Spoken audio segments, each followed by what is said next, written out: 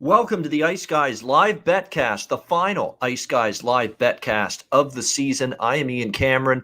Alex B. Smith, my colleague, my comrade, my right-hand man, will be joining me shortly here on the Betcast as we get you set and we tee up Game 4 of the Stanley Cup Final between the Tampa Bay Lightning and Montreal Canadiens.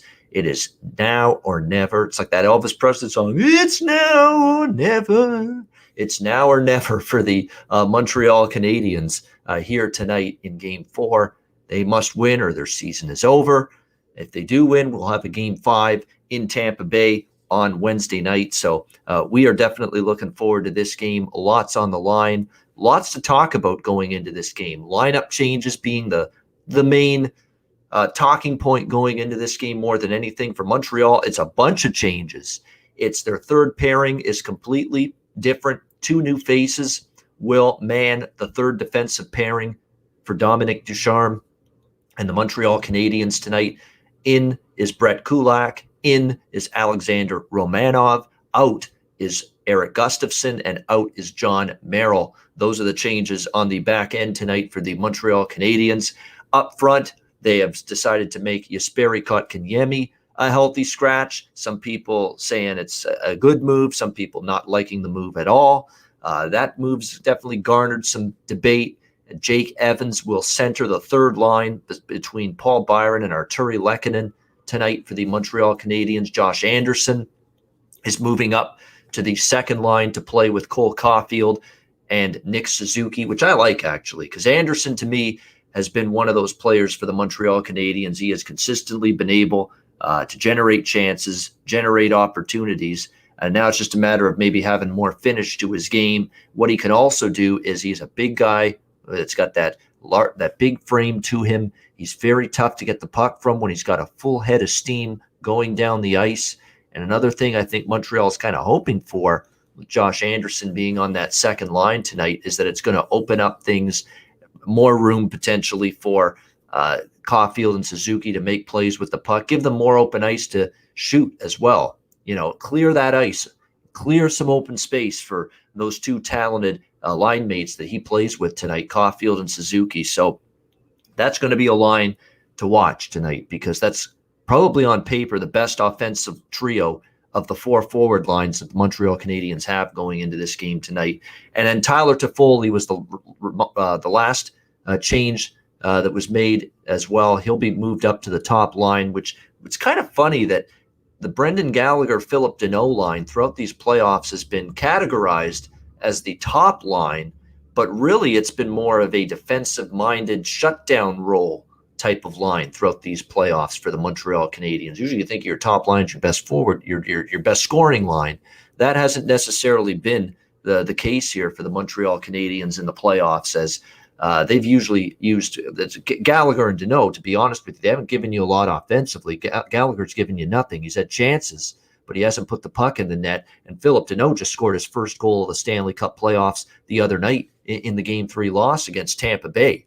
So basically, those two guys have a combined one goal here in the playoffs. So, and yet they're categorized as the top line and they're listed as the top line. So that's really just, a name only that they're the top line. They're really, like I said, more of a defensive-minded line now and a checking line and a shutdown line against the better forwards and better players of the Lightning and previous opponents they've had. But the point of putting Tyler Toffoli on that line now is they need some more offense from that line. At some point, you got to try to get more offense, and it couldn't hurt. I think Montreal sees it as, it couldn't hurt us maybe to put Tyler Toffoli on that line because we kind of got to get him going too. He's now in a bit of a slump. He has not been the offensive catalyst that I kind of thought he could be coming into this series, given his Stanley Cup Final experience. Going back to when he was with the Los Angeles Kings, we just haven't seen that. To me, I think it's more also let's get Toffoli going. A guy that hasn't scored in 7 games now. For the Montreal Canadiens coming into tonight. So I think that's another big reason why we've seen these changes being made. So it'll be fascinating. The only change for the Tampa Bay Lightning is that the Alex Killorn injury, which has been mounting, been the one injury that they've had to deal with here in this series. The good news is They will looks like they will be getting Alex Killorn back tonight. No, he is not. It looks like as of right now, he was on the ice on the warm-ups, but didn't take part in line rushes. So it looks like he is indeed out once again tonight for the Tampa Bay Lightning as well. So as a result, you probably won't see much in the way of lineup changes here for Tampa Bay tonight. But why would you change a winning lineup? Is probably the way you've got to look at it. Is definitely a lineup that's been getting the job done for you. There's no reason really to not go back to it with it working for this Tampa Bay Lightning team. Alex B. Smith is joining us now as the Betcast. We're still about 10 minutes away, I should say 8 minutes away from the opening face-off here. Alex, welcome in. How are you? Good. Yeah, I figured it was going to be a minute before the game actually starts. So I was getting stuff ready, getting my drink and stuff in order. But, yeah, looking forward to what could be the final game of the season. I know a lot of people are thinking that, Montreal could, find a way to fight, tooth and claw and stretch this another game. But I find it hard to believe the way Tampa Bay is playing right now. They look just as dominant as they have. Think about, like I said, all the series they've won in the last 2 years. This is about as sharp as they've looked going into a clinching game. And like I said, with a chance to sweep, this will be the first sweep in a Cup Final since 1998 when Detroit swept Washington Capitals, which was also the second of a back-to-back run for the Red Wings. So we'll see if history can repeat itself once more tonight. Yeah, I mean, it's been a Tampa Bay Lightning team, Alex. Last year, they got better at closing out series and closing out series quicker. And you can say they've definitely been good in that department, in that category this year in the playoffs. They have not screwed around. They have been able to get the job done and find a way to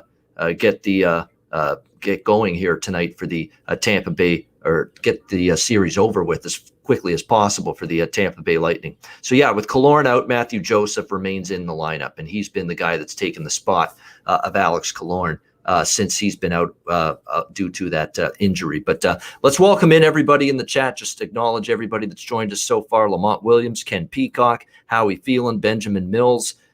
We've got Turnsey will be joining us later on. I'll send you the link in a little bit, probably first intermission, Dylan. I'll send you that link since it says you'll be joining in an hour. That's when I'll send it to you, but looking forward to having you on later for sure. Loretti, JStone9, we invited you, JStone9. I mean, I sent you the link, JStone9, and you didn't even ask me, can I be on the show? Because I know you've talked previously about, I want to maybe jump on one of these betcasts. Well, guess what? JStone9, you're one of our loyal viewers and listeners. You're in the chat with us. This is our last bet. We're not doing another betcast. I'm telling you right now. Wednesday nights are no good for me because I got radio commitments every week with Gabe Morency, my longtime friend. Friday nights are tough because people want to go out and have some fun on a Friday night. So I don't like skid, and that's of course Game 5 and Game 6. Unless we have a Sunday night Game 7, which I highly doubt, to be honest with you. That's why this is it.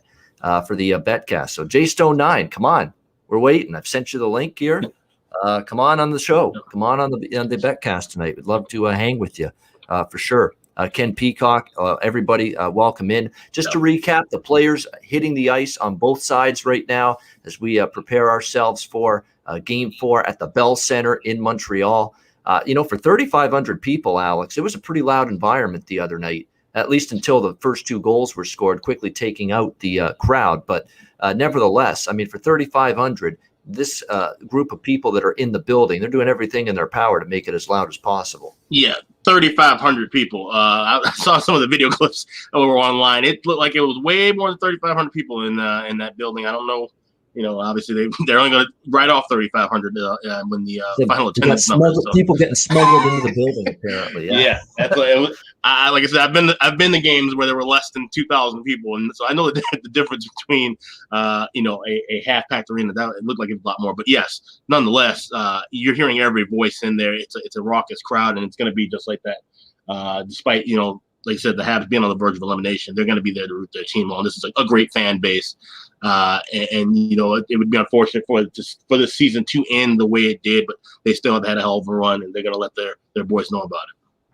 All right, good stuff. Yeah, for Jay Stone, okay, I'll give you a little bit, cut you some slack because I remember you're right. I remember you saying it was a device situation for me. I don't know if technology would make it possible for me, but yeah, give it a try. Hopefully, we'll see. If not, all right, make sure you fix it for next season if you're not with us tonight, because we'll probably be doing more of these next year as well. So the anthems are about to begin in Montreal. The organist is Deanne Bibeau, and now they're doing a moment of silence right now. It looks like for Matisse Kivlenieks. I mean, that we talked about this on the Ice Guys show today. Tragic, horrible, just a needless accident. Didn't have to happen. Play around with fireworks, and he ends up just chest burns, and he ends up succumbing to it fatally. Just absolutely awful. You shudder actually when you think of it. And now they're having a moment of silence right now for Matisse Kivlenieks and his passing. And look, Josh Anderson, they zoomed in on him. Remember, he was a teammate in Columbus of Matisse as well. Yeah, it's just absolutely horrifying for not only someone that young to lose their life at that age, but the way that you end up losing your life, just awful. And reading the stuff on Twitter and stuff, he was a very well-liked guy. Like I said, he was part of the Cleveland Monsters in the AHL and Columbus Blue Jackets. So two very close-knit organizations with the community. He did a lot of stuff with different charities in the Cleveland and Columbus area. So that whole state of Ohio, hockey fans around there, and like I said, in his home country, Latvia, they're really taking this hard and rightfully so. It's just a tragic pass. Yeah, there's no doubt about that. I did not expect to see that or hear that. No. Certainly early this morning when I woke up, is the first thing I heard, first thing I saw waking up was that news of the passing of Matisse Kivlenieks. Terrible stuff. What I will do, it's my small little way to pay homage to Matisse. Thoughts, prayers, condolences, and a toast to Matisse Kivlenieks. Condolences, thoughts, and prayers. Yeah, rest in peace.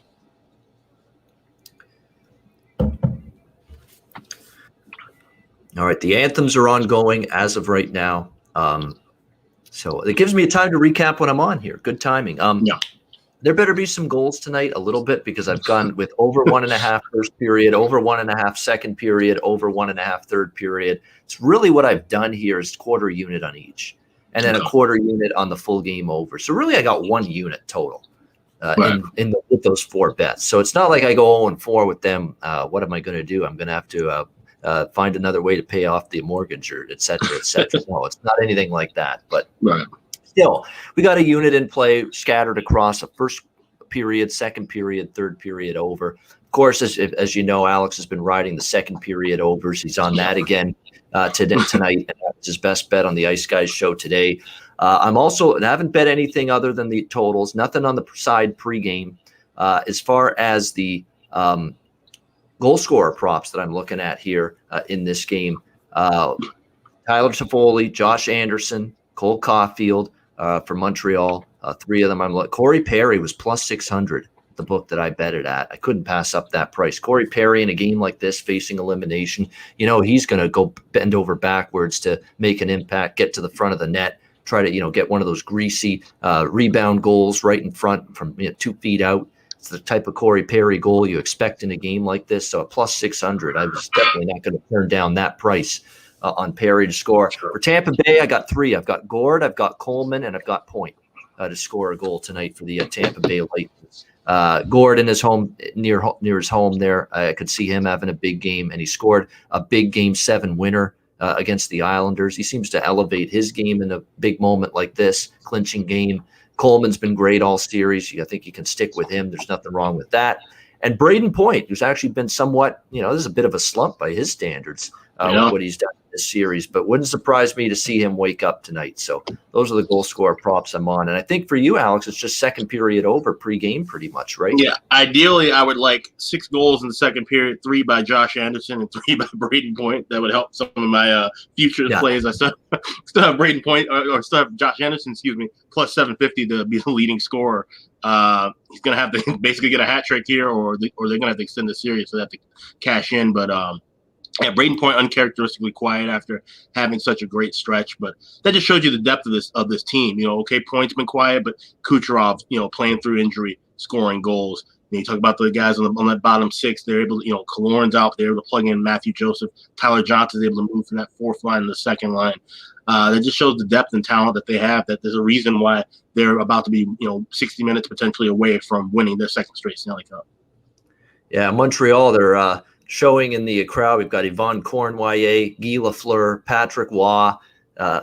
I didn't know Patrick Waugh and the Canadiens were on speaking terms again, but apparently they are from 28 years ago with what happened in the trade to Colorado and the falling. But apparently, time heals all wounds, right? That's what they say. Or they're just pulling out all the stops at this point, I guess. I guess so. Yeah. Patrick Waugh with Lafleur and Cournoyer, three all-time greats, legends. In Montreal royalty history, no question about that. And I think that's kind of like, look, you got Waugh, you got Lafleur, and you got Cournoyer watching you guys. You better get your asses in gear and not get your ass swept on home ice tonight. Right. Yeah, I'm sure that's the message. Yeah, the message that the group wanted to send to the boys down there. So. Yeah, that's a mechanical tactic by Montreal to purposely bring them there to make sure that, hey, not that you should need extra incentive, but hey, it can't hurt. Sure. All right, we're underway, by the way. Game 4. We are off and running, as John Forsland would say. By the way, speaking of NBC, I've got the Sportsnet feed. That's what I chose to watch in Canada with Chris Cuthbert. This is the first Stanley Cup Final for Chris Cuthbert, and it's long overdue. He's outstanding. He does CFL as well. He's one of my all-time favorites. He's one of the coolest people in terms of class acts, too. I just said simple, to Chris Cuthbert after the last round. Great call on the overtime winner against Vegas for when Montreal clinched that series. Great job.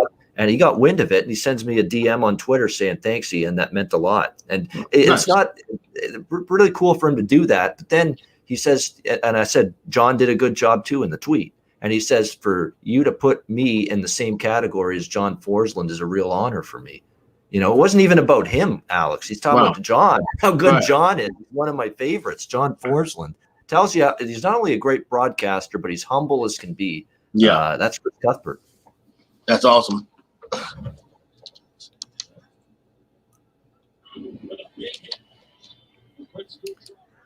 All right, looks like I don't know what that was just now. Offside, I think it might have been. That's what I thought too.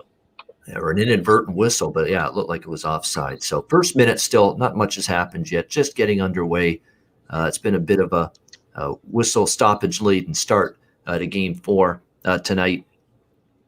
Of course, Montreal will see. I want to see what happens in terms of these lineups. Alterations in the back end in terms of, are we finally going to see Montreal play these 5-6 defensemen a lot more? That's going to be the big question going into tonight, because they've been wearing out these top 4 defensemen throughout the playoffs. They're playing more than double the minutes of the 5-6 defensemen throughout these playoffs right now. Unbelievable chances here for Tampa Bay, and 2 big stops by Price. Wow.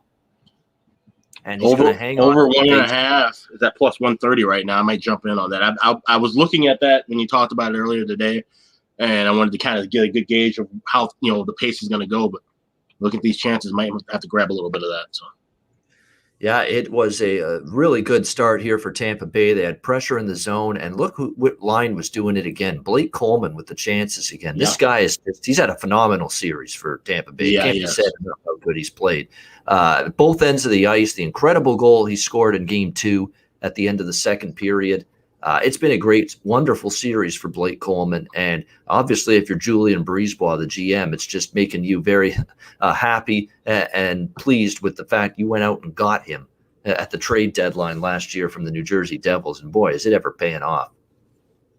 Yeah, definitely. Like you said, the depth this team has. Any guy can step up any given night. That's just a strong suit Tampa's had for years, honestly. And not just the free agency. I mean, a lot of these guys, these are core guys they've drafted over the years. These guys won with John Cooper in Syracuse. They want to call the cup in the AHL. So, this is a winning pedigree that they've built, and it's been formidable for years now. Yeah, and just speaking of the point, so many of these guys have been with Cooper for so long. One of the rare good questions that Steve Simmons has ever asked in his miserable, media career. I'm not a big Steve Simmons fan. I never have. Right, but he asked a good question of Cooper the other night, talking about Tyler Johnson and the relationship he has with him. That John Cooper is the only head coach that Tyler Johnson ever had as a professional hockey player. Wow. Which is amazing. That's 10 years they've been together, since 2011. When he broke into the pros, he went to the AHL, Norfolk, the Admirals, and John Cooper was already the head coach there in 2011. So Tyler Johnson and him were there, I think, for a few years. And then the same year John Cooper took over as the head coach of the Tampa Bay Lightning, Tyler Johnson went up from the AHL level to the Lightning at the very same time, the very same season as Cooper was hired with Tampa Bay. And so that is why they have been together for 10 years. He's the only pro head coach he's had. Pretty cool. That's really cool. You don't hear that happening in any sport often these days. So no, that's for sure. Maybe back in the day, when you had lots of more, I think, longevity with coaches, maybe you could have the chance for that. But even then, 10 years, that's stretching it. To have to be the same team, same coach, not get traded, not sign somewhere else after your contract expires as a free agent. There's so many roadblocks that prevent coaches and players from staying together for that long. and the fact that they've somehow, been, player and coach in the same organization, or not the same organization, but together for that long through both organizations, AHL and NHL. Pretty amazing. Speaking of Johnson, he's coming in. Oh, but it's a good defensive play on the back check, it looks like, by Eric Stahl. Really well done, as Tyler Johnson looked like he might have had a partial breakaway on that one. Yeah, Cheshire Cat's going to join us for a bit as well. He mentioned that he'll pop on for a little bit later on as well tonight. Same with Terry Edelman. He's going to be joining us for a bit later on as well on the Betcast tonight. Montreal now try this at least. There's a better start than Game 3. I'll say that, because at this time of Game 3 they were down 2-0 already. So it's already been better so far for Montreal. But still, for it to be really better, to go from a better start to a much better start, they got to get the first goal, because they've been trailing 1-0 in every game in this series. They've given up the first goal. They got to try to change that here. But boy, this Tampa team, you're seeing it already. They're just coming in waves and deflected puck. But yeah, I mean, they've definitely been in the offensive zone more than the other way around so far. And their thing is puck possession. That's what we see in these clinching games. They clamp down defensively. They don't take a lot of crazy shots. Everything's high quality. And then, of course, with Vasilevsky, and that's the reason why they've had 4 straight clinching games where Vasilevsky's supposed to shut up. Yeah, definitely. Don't worry about it, Gabriel. The Gabriel to Gabriel, yeah. Gabe's tired. Gabe was in Montreal all weekend, and there were some crazy videos that were posted on Twitter of his time in Montreal for Friday night's Game 3. Oh, he was a house of fire. Morency.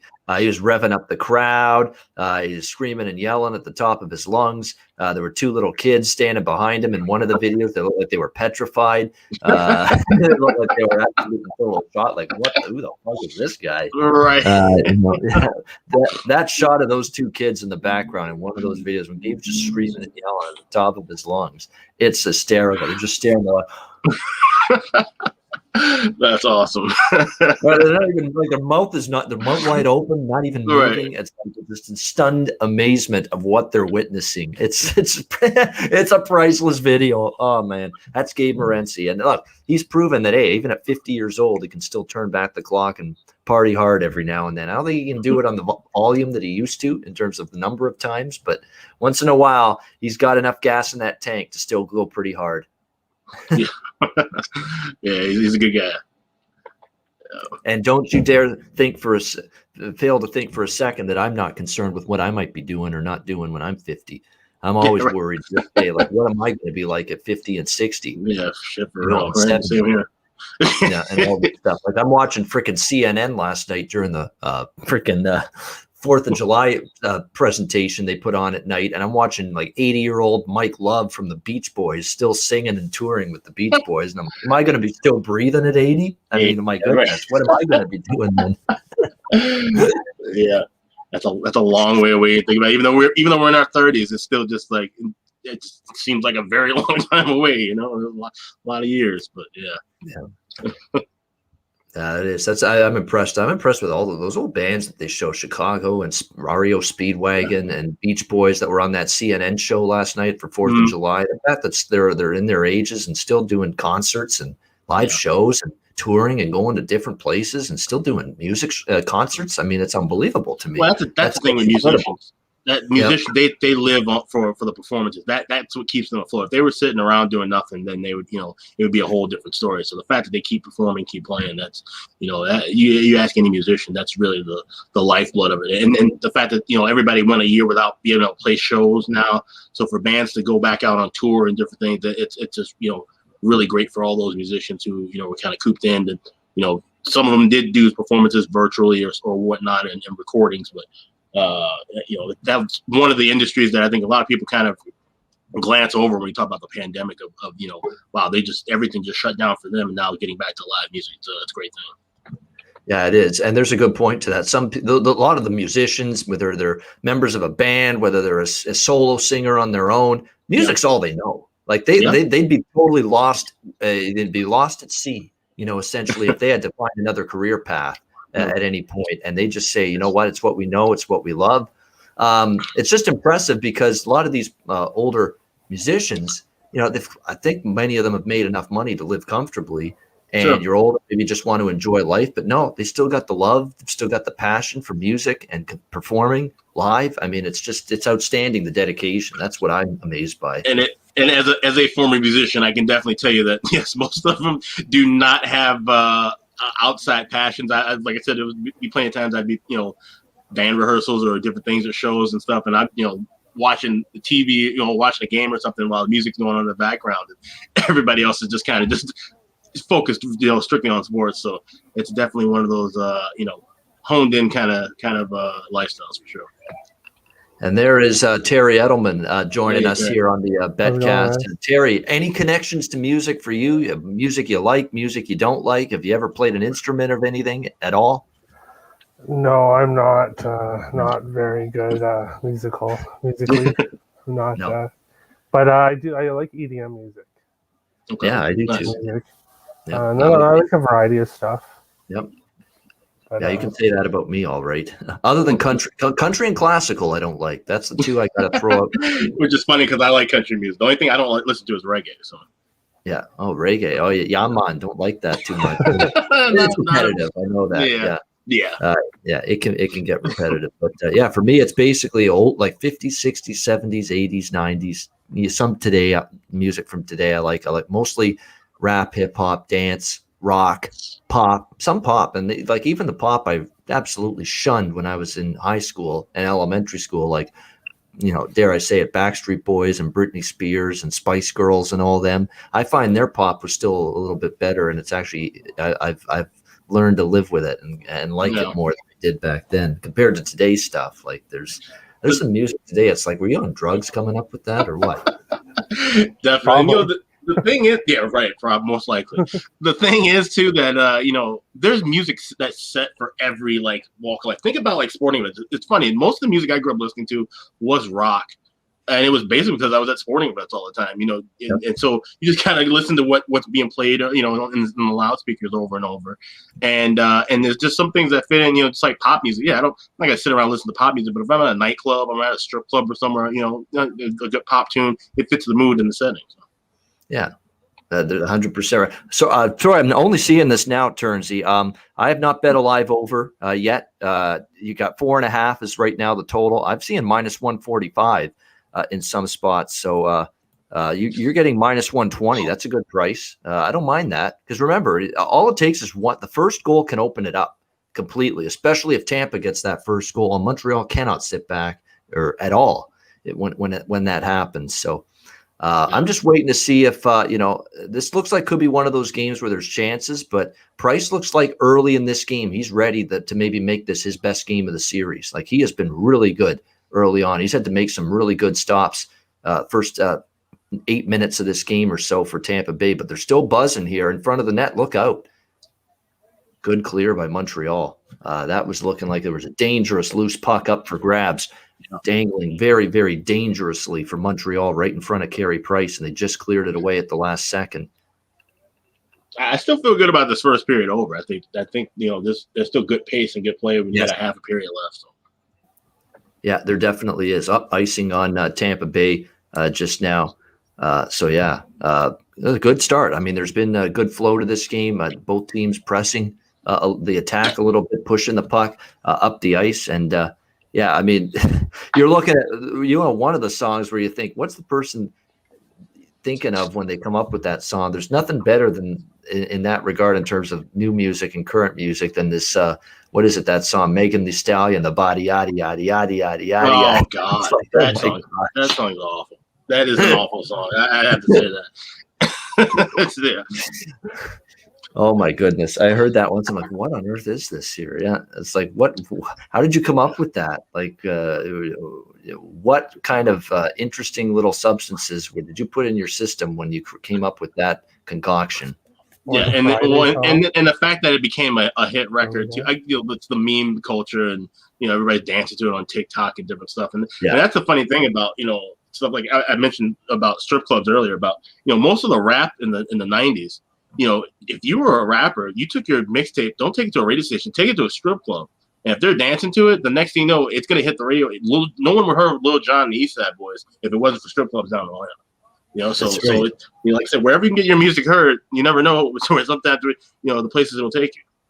Yeah, I remember. It shows how old I am. The popular songs that got strip clubs' attention back in the day was the T-Pain song "I'm in Love with a Stripper." That's how long ago that song was. That's showing my age now. Yeah, it's like 20 years ago already, almost. Yeah. About 50, at least 15 years ago, I think. Give or take. Yeah. Wow, there was a crazy deflection there on a pass. It was meant to be a pass, and it almost deflected off someone into the net and almost a goal for Tampa. That was crazy deflection just now. Now they got the crash and bang line out right now for Tampa Bay. Maroon and company. Price now makes the save, holds on to it. Almost halfway through first period, still scoreless. Cheshire Cat in the comments. Yeah, I have a few strip club stories. Most of them I can't share on this program, but yes. Probably all of them. Well, obviously I've been single for a long time, so yeah, I've been to a few as well. Not so much lately, not so much the last few years, but oh yeah, you can't now. I mean, no. There's a cutoff age where once you get to a certain age, you feel a little bit grimy for being there. Regular. Yeah, I wouldn't think that's now. Nightclubs is a whole different story. Like the last time I went to a nightclub about 2 years ago, two and a half years ago, I was like, starting to feel a little out of place with it. No, you're right about that. No, the strip club, you see people in their 40s and 50s and 60s in the strip club, and older elderly people even as well. But you're right, the nightclubs. Or hit a bar on a college campus. Like I try to go over to the U of M campus and I just stick out like a sore thumb. It's crazy. No, exactly. and because you're at that age, especially if you're going to a nightclub, where at the age where I am and where Alex is as well, you're going to start to feel like I'm going to be old enough to be a dad to one of these people here. So seriously, yeah.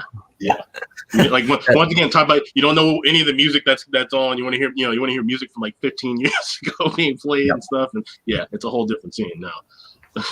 Yeah. Oh yeah, absolutely. Terry, we haven't had a chance to ask you yet. Betting wise, anything that you took for this game? No, I did a few fun parlays for the day with baseball, and then I have Tampa money line in a couple of those, but baseball didn't go so well. Yeah. So just watching as a fan, and I think Tampa's been really good this finals. Like I think they're destined for the cup. I think Montreal's played one really good game where they deserved to win in Game 2. Game 1, Tampa was clearly better. They deserved to win that. Game 3, Tampa was clearly better. They deserved to win that. But I think this series should be 2-1 Tampa right now. I don't think it should be 3-0 Montreal, because I thought they should have won Game 2 Montreal. But overall in this series, yes, Tampa Bay has been and they're deeper. I mean, that's just the way it is. And look, good teams find a way to win games where they maybe get outplayed a little bit. And that was definitely the case for Tampa Bay in Game 2. They got just a terrific outing from Vasilevsky, and they capitalized on the chances they got. And I don't think they should be penalized where even though they had Montreal had more chances and more pressure and zone time in game 2. They shouldn't be penalized too much because one of the goals in that game was one of the more phenomenal plays and goals you'll see with Blake Coleman. That goal was outstanding. Yeah. Oh, is that a penalty? No? It wasn't. Montreal, no penalty there. Interesting. The crowd not happy about that. That's the one thing. If you don't call a penalty on the opponent in Montreal and they think it should be one, you're going to hear about it. Yeah, they do always. They're one of the more vocal in the entire NHL about that. They've never met a penalty, against Montreal that they liked. This crowd there, never. Yeah. What did you guys think of the Eriksson contract? Solid. 8 years, $5.25 million. Hey, I thought that's a really good price. I did too. Yeah, I mean, and it still leaves them room to do more things. So yeah, I think that was a great signing and a great contract. Yeah, I was pretty surprised at the 8 years, but Ek said he wants to be here. Yeah, and that that's also a good look too, because now with Kaprizov, he wants a shorter deal, so it at least lock somebody up for long term, and like I said, maybe that'll convince him to maybe go a year extra than what he wants to still kind of negotiate around that. So.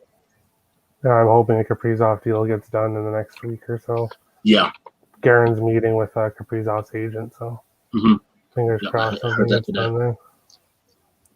Yeah, but I like that the GM in that case. Wow, shot just wide. Wow, what a chance on a bad. That was a juicy rebound. Oh, wow. He's got to control that rebound. Control is going to have to be better moving forward than that. And luckily for Montreal and for Price, they got away with it. But Tampa Bay right back in again. 11-1 the shots right now in favor of Tampa in this period. So Montreal just hasn't generated a ton. That Tyler Johnson, Tyler Johnson, he's just got the work boots on right now. He's really taken to this, increased ice time, battling there down in the corner with Edmondson, I believe. Yeah, great battle there. Undersized, but hey, not backing down and not giving an inch. Well, Seattle look at Tyler Johnson. Yeah, that's what I've been hearing a lot of. I've been reading some mock drafts. Especially with him playing like he is, Seattle might look at him and say, hey. Yeah, exactly. There's that makes sense because look, Tampa Bay is one of those prime teams where they're going to get somebody good from Tampa Bay or two people really good from Tampa Bay. Because Tampa Bay is in a situation where, of course, being over the cap this year, they're going to be looking at probably having to leave a couple of really not just good players, some really good players unprotected in that expansion draft. Yeah. Well, losing Johnson would actually kind of help Tampa. Cap-wise. Cap-wise, oh yeah. Yeah.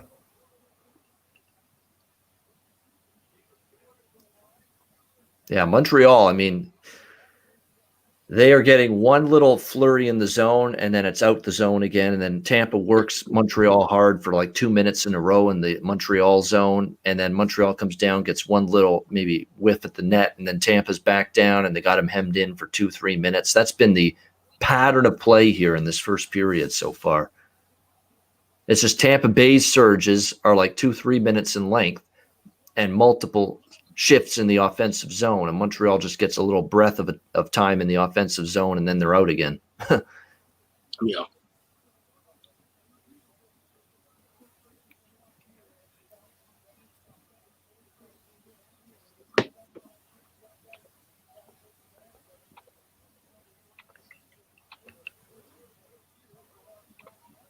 It's been a quick moving period too. It is penalty free. Not a lot of stoppages since the first minute. There really hasn't been many stoppage and plays so far in this period. But I'll definitely take a look at the advanced numbers after the first period. I'll probably do that with every period tonight. And there's no doubt in my mind Tampa Bay is going to have a nice little edge in a lot of different categories probably after this first period. I think it's just Montreal, too. If you're going to be able to win puck battles against Tampa Bay, who not only have the work ethic, but the speed all over the ice, you got to have the physical stamina to do so. And it goes back to that thought process where Montreal's played 4 really tough playoff series, guys that have played big minutes, a lot of big minutes for them, especially on the blue line. And you just don't have that extra wind in your sails to win those battles. Simple as that. I think that's a big problem, why that's almost like Tampa Bay's playing keep away with the puck and the possession of it. Yeah. All right, ref, pick up that broken stick there. There's no need to leave that laying there. Come on. See, Montreal gets a little time in the zone, but it's just maybe one shot. Right, yeah. Oh, it's one shot, but this one goes in. Wow. Josh Anderson. And the Canadiens first in Game 4, 1-0, and I strike with Josh Anderson plus 375. Oh, there you go, Ian.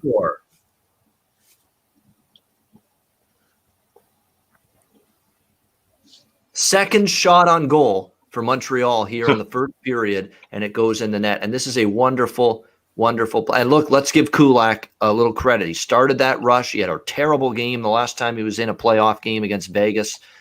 And what a pass from Suzuki, finding Josh Anderson in front of the net. Backhand, beautiful saucer pass, backhand right to Josh Anderson. Outstanding. And hey, for the first time in this Stanley Cup Final, Montreal plays with the lead. Yep. And now we'll see how much different of a tone it takes on this game. Does Tampa sag after that a little bit? And does Montreal get even more adrenaline, burst in their stride from that goal, having their first lead of the series? Or can Tampa do what they often do, and that's respond? Yeah. If they respond in the next 4 minutes, 21 seconds, that'd be massive for Tampa going to the locker room. Oh, Montreal. Scramble in front. Again. Scramble. Oh. The puck, Montreal coming after it again. The puck's in, but wait a minute. There was a pile up. The whistle, I think, had gone. Oh, there's going to be a huge commotion caused about this. And the ref's just pointing. I don't know if he waved. Did he wave off or pointed that it was going in? Keep in mind, if there was any kind of Montreal contact on Vasilevsky, the goal may not count anyway. So sure. goalie interference. So look, right there, was there it?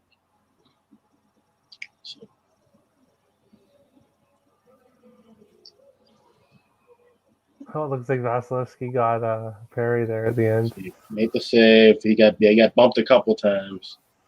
So there was definitely Perry on Vasilevsky there, and then Vasilevsky punches Perry. It's like, good for you. Or he did something to him there. Yeah, he raised his arm. Perry sold it a a little bit. That wasn't. Oh yeah, you're right. That was a little. That was a little. Almost like you're trying to swat a fly. Like, get out of my face. You get punched with a goalie glove. That's not the worst thing in the world. Yeah, I mean, Turnsey, you're saying it right. This feels like the game where Montreal gets outshot 2-1 in the game in terms of margin, but somehow wins. Yeah, but they can win games like that, and they have won games like that, not only in these playoffs, but in the regular season. And really, in all these years, they've had Carey Price, because Price has been able to do that. You know, games where they're badly outshot, and he keeps them in it, and they win. That's been a staple of how Montreal's won so many games in the Carey Price era. Seriously. No. Yep.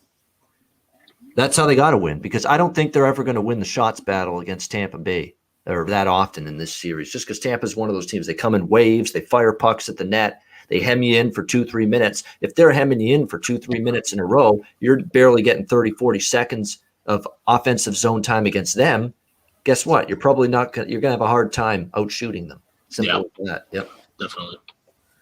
So right now, 1-0, late first period. We've got a shot for me still with the first period over, which now has some life to it.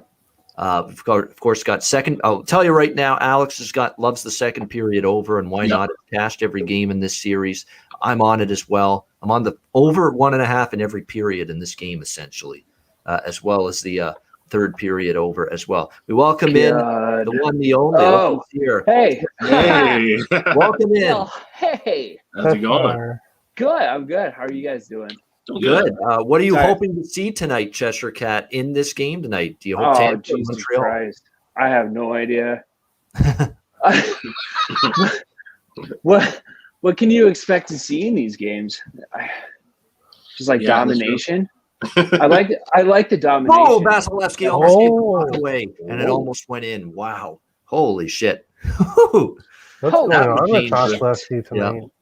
Yeah. He seems a little bit not product of he's never been trailing in this series before now. Yeah. Oh, Montreal's got some life now. There's entered the building's going on nuts right now. Yeah. Montreal's feeling it, but Habs plus 120 to score next is the current price. Yeah. We have a penalty here. Who are you guys on? Are we on Tampa Bay? Or are you guys on the Canadiens? Nothing on the side. I'm just on. I grabbed a little bit of this first period over, and then of course second period over. That's been it. You did the first period over? Yeah, I grabbed it when the price it balloons up to like 140. I'm like, okay, so I played a small unit, like a quarter unit. Oh, on it. wow. So, okay. Yeah. Well, that's kind of fun. All right. If it hits, it's fun. It's like plus 285 now if you get another goal in the next 3 minutes. But that's what do you kind of fun. Well, the power play is coming, right? Oh, it's 4-4. 4-on-4. Yeah. Oh, it's okay. So, great opportunity right now then. Possibly seeing one more goal. All right. More open ice. Yeah, I would say maybe if they're still offering Chester Cat over 1.5 first period at a crazy plus price, it's 325. Second period over. Yeah. And oh no, Matt's not letting me put this in at all. Let's see. Kick me out. So how are we doing? Sorry guys, I just kind of jumped right in. Oh, that was good. How are you guys doing? We're doing good. How about you? Good. What's going on? How was your 4th of July? Good. It was good. It was pretty chill. Most of my family lives on the West Coast, so they're still out there. But it was relaxing. It was pretty mellow. There were a lot of people out. We let off some fireworks, did all the stuff. Pool, all the stuff you normally do on the 4th. Cook a little something on the grill, light up some fireworks, play some music, have a swim, whatever the case may be, all the normal stuff. Yeah, good. Where are you again, Chester Cat again? I'm in northern Iowa. Right now. Okay, you're at the moment. Yeah. Not too far from where I am. No, not at all. Wait, are you Minneapolis or are you I'm in St. Chicago? I'm in St. Paul. Okay. Yeah, we're not far at all. Are you going to any of the games, the Twins games or anything? It's funny you mentioned that. I thought about going to tomorrow night's game. Sox are in town today, tomorrow, and Wednesday. Yeah, I might think how are they doing? I haven't even checked the scores of that. It was 2-0 Twins when I saw it. Let's see. I get a quick update here. It 3-0. Oh, 3-0 against Montreal. God. So this will 3-0 into the fifth. Over. Dylan Cease gave up a 2-run bomb early, and that's kind of been the story of the game. Why are they not fucking hitting the terrible pitcher for the Twins, Bailey Ober? What's going on with that? I don't know. I'm going to bet the over in that game. Why is that not happening? And it's like 97 degrees and windy out too. So I'm surprised there's only 3 runs already. Like it should be, like 5-5 right now. I think. Well, I've been riding White Sox overs, and I've been on a few of them lately, and this is going to be the first loss maybe, unless I get a late explosion in the last few innings. So yeah, I was going to say, we're talking about 2 shaky bullpens for the most part. We are, though. Yeah, I mean, definitely. Yep. No fights, Jay Stone. There's still time. Is that the only thing you bet in this series? Was there to be a fight in the series? That's the only thing you've ever been talking about in the chat. How about the game? Like, who's got the control of the play and who's getting the chances here? No, it's just, is there a fight? Is there a fight? Did I miss a fight? When's the fight? That reminds me of the Rams Patriots Super Bowl a couple years ago. The only thing I bet was the under, rather. Yeah. And I was just like, okay, cool. Like, there's like literally no scoring the whole game. I'm like, I'm fine. So that's the only time I've only had one bet on a Super Bowl since I was probably 10 years old. Yeah. Huge chance for Tampa Bay. 4-on-3 here after. Turnsy, get out of here. I just realized that you guys can hear everything I'm saying right now. This is how I talk to my computer. This is what I do when I'm sitting back here. I just yell out random shit. But normally you guys can't hear me. Oh, come on, Tampa. Oh, Jersey. Wow, they had a nice setup going there. Yeah, it was. Done well by Montreal. Really good on the penalty kill. The discipline to cover the pass into the slot area there. I'm going to mute myself. So, okay, where is it? Puck movement is so damn good by Tampa, though. It really That's is. What they do. Yeah. Come on. Montreal's hanging in there against it, though, yeah. Wow. Point off the crossbar. Wow. Yeah, that's what happens. He's scuffling a bit in terms Yeah. of finish, and you're right. Usually that's in the net for him, but see, Kucherov a little wide. Shoot. Yeah, I don't like the angles they're trying to shoot from. Yeah, too much from the side. Yep. Yeah. And that'll do it. What a stand by Tampa there, by Montreal. And we go to the first intermission, 1-0 Canadiens. So All right. first period over fails, but we got the second and the third. Second period over. If you haven't been able to bet it right now, it's 1.5 minus $1.20. That's better than what I got at 130 earlier today. So I highly suggest grabbing that. Yeah, I was going to tell you guys on that. I was just waiting for the period to end. All right, good stuff. There we go. Second period. Let me tweet that out as well. Oh, there we go. My camera's fucked. Okay, hold on.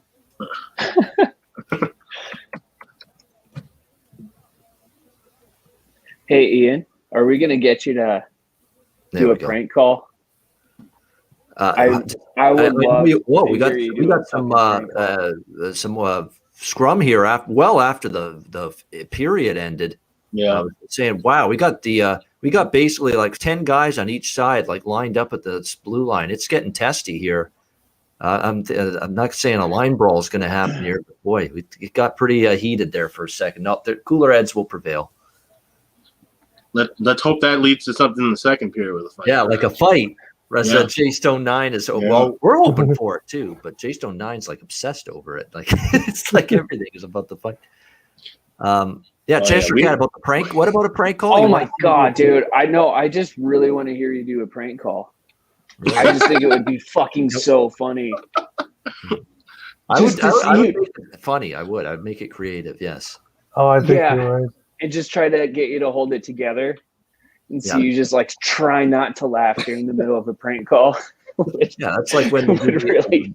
My friends at the Pub Sports Radio channel, when we end the NBA show and they do the Weeby Pub, and I'm trying not to break character. I'm trying not to laugh when they do that. And they shout out loud. Yeah, that would be me trying to pull off a prank call. It would be difficult for me to hold it in and be serious. I would just love to see it. I would love to Especially if you did it on a stream. Yeah. Well, you gotta do it on stream so we can all see it. I think that would probably make my whole summer. Much. Most of the people I don't like on Twitter, I've already blocked them or I already ignore them. So, I don't know if I'd go above and beyond prank calling them, but oh no, you prank call people you like. That's part of the fun part about it. Yes, that's right. Yeah. Right, it would be all out of love and buddies. Yeah. Someone find Gary Bettman's phone number. Yeah. Oh yeah, that would be amazing. Oh, it's a love-hate relationship. Is my lighting's kind of weird, isn't it? Your light's good. Does it look like you're good? Yeah. I didn't know if I looked like I was in a dungeon or some shit. You're good. You never know. No, you're good. You want bad light? Alex B. Smith and the incarnation of the Ice Guys. Watch like the first like 10 episodes of the Ice Guys. Yeah, he's got the like light, a little candle. It's like it's like 7 a.m, so it's still dark out, and I've got this one just like it's like a mini like stage light just pointed straight in my face. That's the only light I have because I don't really have a lot of bright lighting. In I have 2 lights right here, but the rest of my lighting's pretty dim. So and someone in the chat too said before. Ian looks so young, and Andrew looks so young in those old videos. Oh, yeah. That doesn't surprise me. I'm sure that's the case. Although some people say I haven't aged in 20 years, so I don't know. You pretty much look the same from when I met you. A few more grays, though, than back then. That's for sure. Yeah. Yes, Johnny K. Very happy. Canadiens, or at least especially Anderson scoring. Very happy about that. Yeah.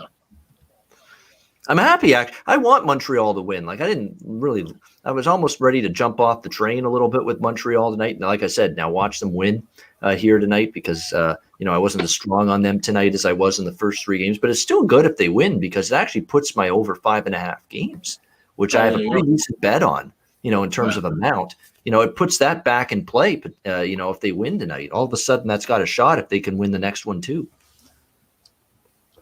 I find it super hard to believe they go back to Tampa and they go back to Tampa with that crowd and the Family having and a chance wrapping it home. Yeah, I'd probably be on Tampa puck line, honestly, if there's a game. And I probably wouldn't blame you, even though I've got that over 5.5. Like, think about it, guys. Think about last year when they won the Cup, Tampa. They did it in the bubble. There was no family, no friends to celebrate with. And this year they've got that chance if they win at home to have that family and friends and grandparents and wives and kids right there in the building, celebrate with the team with the Cup if you win it Game 5. It makes all the difference. You think about the 2015 Hawks. The 2 years they won before were on the road. That place was rocking and rolling, and they played a perfect game on both ends of the ice in front of the home crowd. So that's something that teams definitely make a note of not only just to win, but to win at home. That's a great feeling. Like I said, to kind of make up for last year too. That would definitely be a spot circled for me. Yeah, they might go through the ice in Game 5, Tampa, to end it, and win that series. You're right, on Wednesday night if it gets there. But we've still got a long way to go. It's only 1-0. Montreal, still 2 periods to go. Cheshire Cat, are you betting anything now? Second period over? You joining us on second period over or what? I don't even know what to do with these guys. Yeah, I'll do it. I'll jump on it with you guys because why not? I mean, that's like I said. Will be on it. That'll be fun. Yeah, it's the only steady thing that I've had. It's like I said, just basically been I wake up, see the line, play it. So. I think that this is the only thing that I've cashed on with any of these games. It was like the second period over and the third period over. What did you guys think of that? Oh, sorry. Go ahead, Joshua. I don't have anything else to add. I was going to say, what did you guys think of Bettman's interview that he did, saying that the NHL has the best officials in the world? He's a clown. That was everyone. I don't think he says that. Yeah. I was just like, what? I mean, he's not going to bury his guys, obviously, either. But it's just, how to can you say that with a straight face? Right. All the toughest job in the world, but doesn't mean they're doing a good job. Yeah. Exactly. That's all he had to say was that this is one of the toughest jobs in sports. That calls are going to be going to go through the cracks. He could even lie and say we're looking into things to make sure things get better moving forward. But yeah, just to say they're the best in the world, it's like no. Yeah, it's like bullshit. Yeah. Well, he's doing the annual Stanley Cup Final interview right now. Gary Bettman with Ron McLean on Hockey Canada. Yep. And we've got highlights on NBC. Yeah. The NBC show. I think they're showing highlights over the years. It seems like. Yeah, it's their grand finale. I'm struggling to get in the conversation. Yep. What's up? Sorry, what's up? Oh, it's cool. I'm still like 2 minutes back. I was still thinking about the reffing conversation. Oh yeah. But I just thought it was so bizarre how they had the calls even at the beginning of this series, they were so wrong. I mean, they were just like letting everything go. Yeah. And I felt like, and they were doing the same thing in the Knights game too. I felt like they were letting a lot of the calls go when they were on the Habs. Does that make sense? Lack of consistency. It was just super inconsistent. Yeah. Thank you. No. Yeah, that's what I was trying to say. Like one game, consistent. One game, that's the problem, Cheshire Cat, in these playoffs is one game they're calling these little ticky-tack stick fouls and stick infractions, the smallest little hook across the midsection, and then there's guys getting punched in the face and there's no call. That's the problem. You can't have that kind of discrepancy. That's nuts. And then Marchand's stick just comes out of nowhere. Yeah. Just right up to the face. Fucking Marchand. I'll usually be the first to defend these guys, Cheshire, because these guys have a hard fucking job. They really do. Yeah. It's a fast sport. It's things that happen in the blink of an eye, and sometimes your eye's just not going to catch every little thing. It's just impossible. But at the same point in time, you can't miss the obvious, and you can't tell me that Chris Lee didn't screw up when there's Suzuki getting punched in the face in a game where every little hook is getting called, and then there's a punch right in the face well after the whistle. So it should be roughing at the very least. And he's almost essentially looking at it, and it almost looks on camera that he does see it, and then he turns away pretending he didn't. See, that's not good. Yeah, that looks bad. Yep. When I was watching the Italy game the other day. Sorry, this is soccer. That's all right. Mm, No, yeah. if it's going to rip soccer, I'm happy about that. When I was watching the soccer game, and Italy was like doing this to the refs the whole time, I was like, God, these guys are pussies. Yeah. I couldn't stop thinking about that, and I was like, man, we need a Jesus, why can't I think of his name right now? The crazy guy from the Capitals. Tom Wilson? Tom Wilson, yeah. I was like, man, we need a Tom Wilson in here. Show them a real penalty. Yeah. The wild thing about soccer is that either they flop on like a horrible like non-call, or then guys get completely crushed and really hurt, and then like everybody just kind of standing around like, oh, like, no big deal. It's really weird how soccer kind of goes from one end to the other with that. Turnsey, welcome in. How are you? Going on, fellas? What's up, Ternsey? What's up, me? How are you? We're doing good. We're just, by the way, about the soccer, one thing I wanted to mention about it too is you're right. When they go in like this and they're going like the Italians, you mentioned them, Cheshire, it's like they do too much. It's like almost every call or non-call, someone's got to complain. Someone's got to go up to the refs and they do this, and they looking like, they do the whole please, like they're begging, like someone's dying. Someone on their deathbed here, Kinda like like, LeBron oh, James, please, right? no. Don't shoot him. Like it's like someone's being held at gunpoint here. And like what are we doing? if they all were playing baseball, they'd get thrown out. You know? Yeah. It's comical. It does make you want him to get back on with the game. It's like just get back to the game, play. Yeah. Come on. Just keep playing, right? Yeah. Never mind the calls. Just keep playing. Yes. 100% right. Anyway, I'll be watching tomorrow for better or worse, Spain and Italy. It's the middle of the day. It's it's the semifinals. Well, I haven't followed that for 1 minute. Me neither. Even though I rip it, at least I watch. I shouldn't say I'm interested, but it's got to be better than. I keep waking up to tennis coming on, so I'd rather watch soccer than tennis. I see Luka Doncic has been eating in that qualifier or whatever they call it, eh? Oh yeah. With what country is he from? Slovenia, isn't it? Yeah, right. He's the only NBA player there too, right? Yeah. Yeah. What an only NBA player to have playing for your nation. Yeah, really. Yeah, right. Good representation. Yep. No doubt. I want to make sure I got that right because I think you're right though. It is. I think Slovenia. Yeah. I think it's Slovenia. Yeah. I always think Serb for some reason too. Serbia, yeah. No. I think it's. Serbia's got a ton. Yeah, he is Slovenian. Good call there. Yeah. How about the Czechs? That Sadaransky, he killed my poor Canadians the other day in the qualifying for FIBA, the FIBA qualifying for the Olympics. Sadaransky, of course, Alex, plays for the Bulls. Yeah. And he was great. He banked in 2-point shot off the backboard with 1 second to go and won the game. Wasn't Canada like minus 1,600 to win that game or something like that? They were minus 16.5 Oh, really? That's crazy. And lost. That's what they do. They just fuck up. They just fuck up when they have a chance to qualify for the Olympics. They're just not ready yet to get over that hump. And of course, like USA is probably just gonna be laying like 35 points, like no big deal. Yeah, I'm sure about that. I'm sure that's probably going to be the case. No, I have a good Olympic source. He's really good. It's a guy that I know from Las Vegas, actually. His name's Alf Mosqueda. He's been around for a long time. Oh, yeah, I know Alf. Yeah, he used to be with Sports Memo. He's actually not selling picks anymore. He's actually part of a Who cover band these days. Oh, he's been nice. doing that. He's been doing some art stuff. Like he's a photographer as well. He's very good with that as well. But he still bets. He just doesn't sell picks anymore. He does it personally.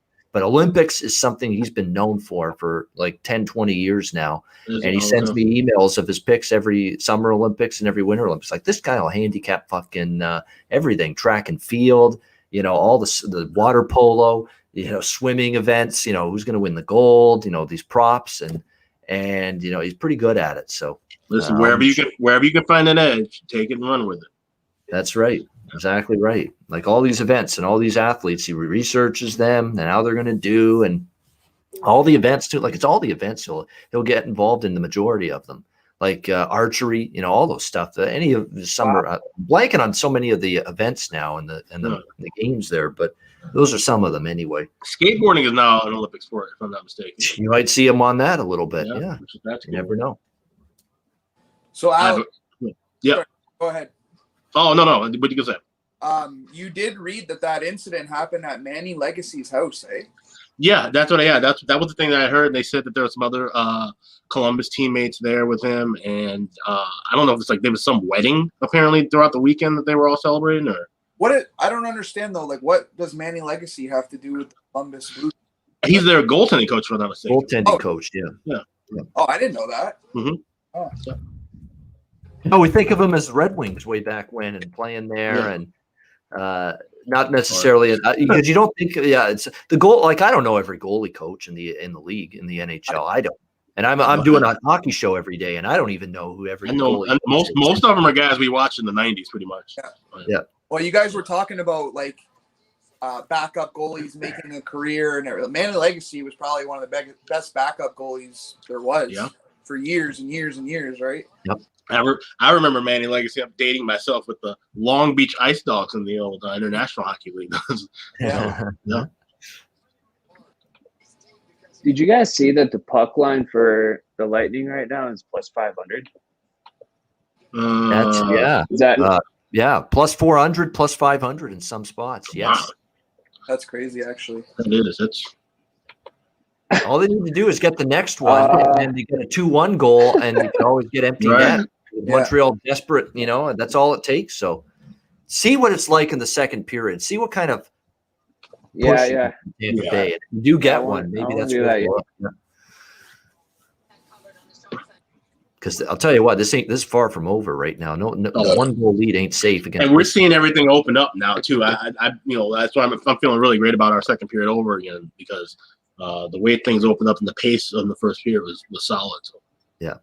And Tampa will keep coming in waves as well. You wonder if Montreal will sit back a little, but I don't know if that's smart, against this group. You can't just sit back, defend for 40 minutes and think this is going to hold up. No, you can't think that. I'm in on the second period over with you guys, by the way, too. All right. Well, touch wood. Perfect in this series, 3-0. Yeah. it's like, what? Okay. No, I got you. Sorry, I was confused. All good. Yeah, sure. I'm up to speed. Terzi, how are you doing, by the way? I'm good, buddy. How are you? Good. I want to apologize. Have you recovered? One more time. Was that? I want to apologize for thinking you were a girl for one more time. Oh, it's fine. It's fine. I get that. So are you recovered from your accident? Yeah, I'm doing good. It's just I don't want to swear. I messed up my neck, and I ended up going to get a lawyer and everything, and it was just clear as day. The girl ran a stop sign and T-boned me, but I'm doing good now. Yikes. I'm doing good. She wouldn't take ownership though. What's It was that? one of those where she was like, she didn't take ownership. Oh no, She was like, took ownership and everything. Okay. Okay. Right. That's good. Yeah. You never know what you're gonna get. Some people will run right into you and be like, "That was your fault." Yeah. Right. Clean your freaking glasses. Yeah. Take ownership. Like, that's be the better person and say, this was my fault. I fucked up. You had no business being involved in this situation. Absolutely. Do that. Right. Yeah. But people are scared shitless to do that because they don't want to pay the repercussions for what they've done. Or they don't have insurance. Yeah. Exactly. Yeah. They got a commercial right now for the new Space Jam on. Oh yeah, I haven't seen it. I haven't seen the commercial for it yet. I've seen still shots of it. Looks awful. It looks awesome. It does. Yeah. It really does. Now, I don't know if that's my 36-year-old person in me saying that, or because would I have said that about the original Michael Jordan Space Jam if I was 36 at that time when it came up? Maybe. But all I know is that as a kid, I loved that. And I thought I don't care how old I still watch Space Jam with my kid. I love those. And I still think the original was good. I actually still think the original Space Jam was good. I mean, I don't think I like it as much now as I did when I was a kid, but I still thought it was okay. I mean, you had Wayne Knight, you had Bill Murray, you had Barkley in it. I thought the cast was pretty good. Some of the lines were funny. I'm gonna be the odd one out here, and I love Michael Jordan to death. Okay, his airness all day long, but that movie was, and I saw it in theaters. It was okay. Oh, Alex. Yeah. It was okay. No. I'm just a big kid. Yeah, but do they have any special like guests or special people that Don Cheadle's in it. Bill Murray and Newman from Seinfeld. Don Cheadle can't compete with that. Come on. Yeah. Bill Murray and Newman. I have no idea why Don Cheadle's in it, but he's in there. Yeah, Wayne Knight. Yeah, Yeah. he can't compete with that. Yeah. As the annoying little publicist there. Yeah. Yeah. If it wasn't His role for was funny. Space His role Jam, was the we funniest. would have never had R. Kelly's hit. I Believe I Can Fly. I Believe I Can Fly. Yeah. Yeah.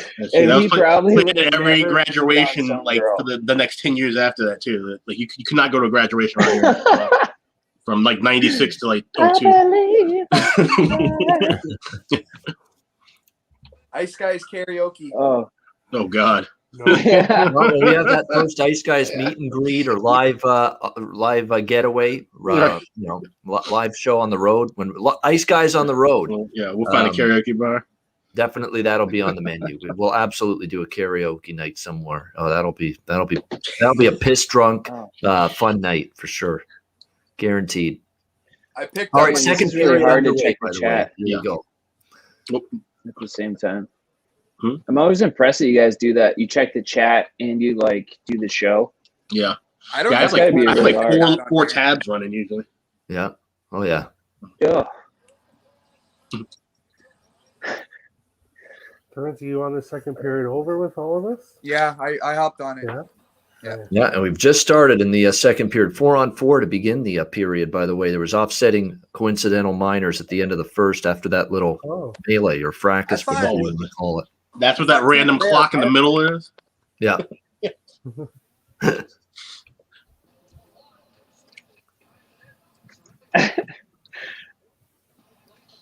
Was that what was that, Alex?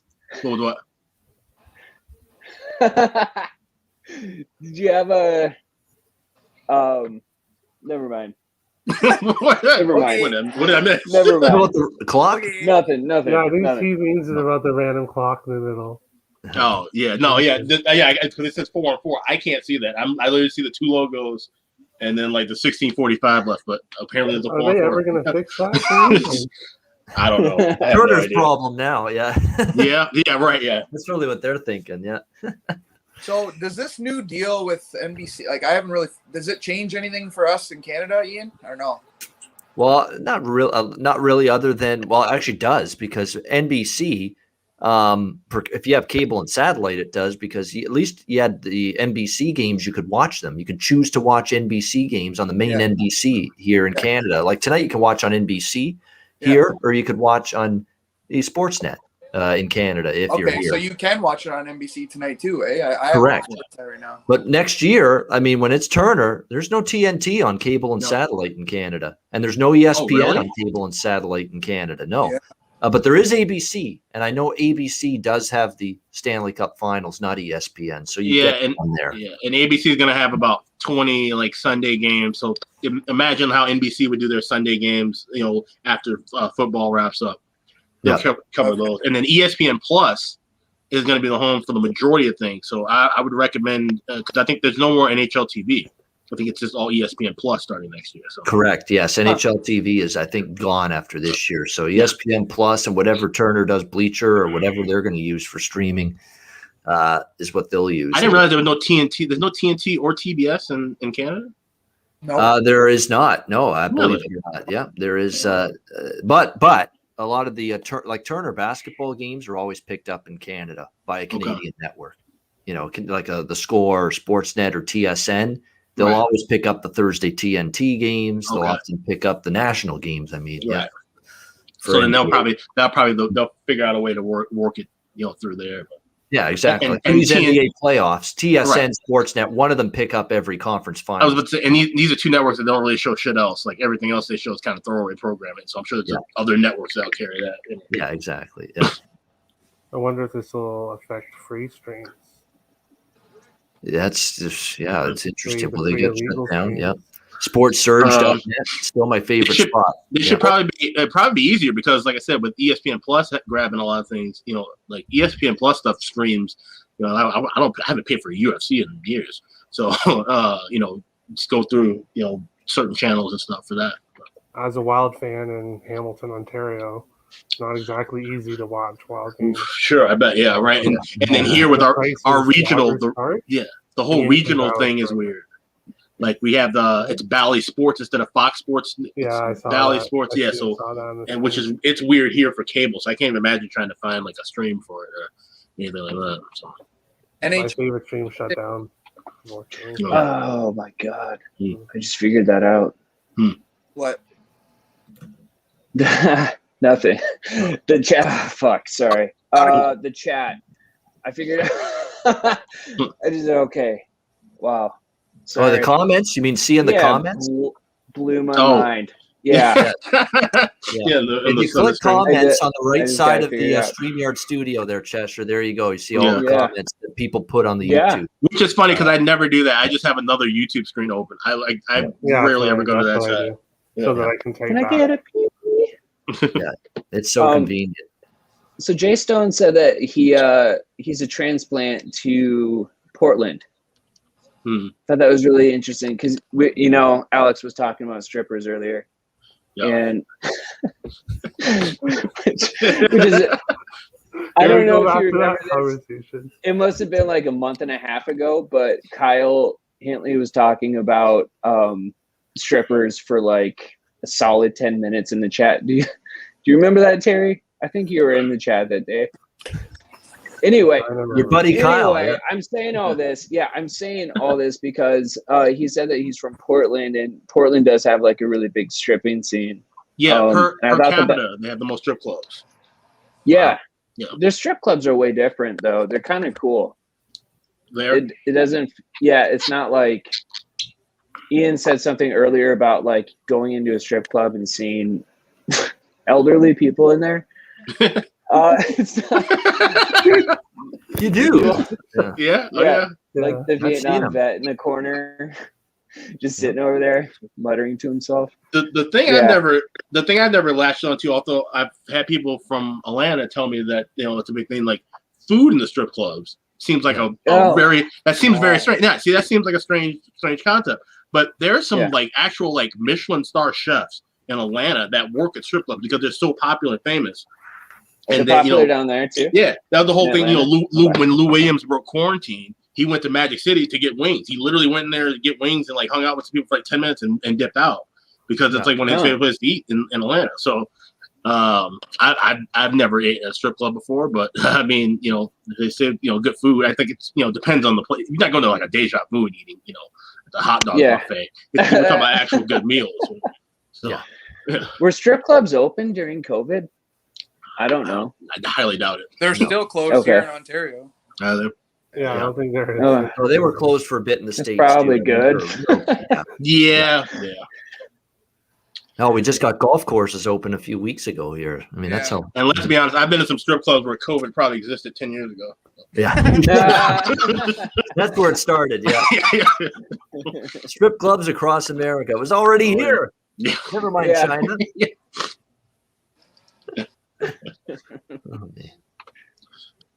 Yeah, that wouldn't be a total shocker if I heard that.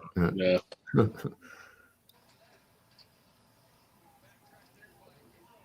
Well, the pace has slowed down a little bit, but still, like you said, still more Montreal kind of one and done, where Tampa's establishing more time. Dump and chase. Yeah. Your execution is just off, Tampa, right now tonight. Like passes just aren't clicking. They're finished. Their shots they're dubbing the shot, as Doc Emmerich would say. I miss Doc, by the way. As I love Kenny. Kenny's good. Like I like Kenny. I'm a Kenny fan, but I definitely have missed Doc. This first year I knew without him calling the Stanley Cup Final, I knew it would be weird. Yeah, I miss it a little bit. You know what? I think he's missed more, and at least in my eyes, now during this time than say in the regular season, because the games are elevated. Like he's calling a Hawks San Jose game on a Wednesday night in February. And, he's making it seem like it's Game 7 of the finals. Yes, it's a bit excessive, but yeah, this is the time where he definitely misses his voice and his expertise. and exuberance. I mean, you talk about exuberance. And by the way, Montreal now on the power play. This is their Braden first Point power play of the night. Yep. And Braden Point, it's been a tough few games. He's human, right? Yeah. Remember, he went that consecutive goal scoring streak. Now he's struggling to finish a little bit. Now he's in the box. And wow, that was almost a giveaway and almost a breakaway short-handed for Tampa. No blood. It was a 2-minute. Oh, and good save Price there. He had to fight that one off a little bit. Short-handed shot on goal. A full minute ahead of me. Oh, really? Okay. Yeah, I'm at 13:50. Duly noted, Dylan. Yeah. Yes. Stop ruining it. Yeah, I'll hide my emotions. Yeah. Spoiler. Which I've done before. I've done that successfully. I've muted myself when there's something happening, and I know there's people that are a few seconds behind, or in some cases 10. Oh man, Twins are up 6-1 in the bottom of 6 right now. Well, I need over 10. So get me 10, going please. to shit. Come on, White Sox, don't give up. That's the problem, though. When teams get this far behind, you pack it in.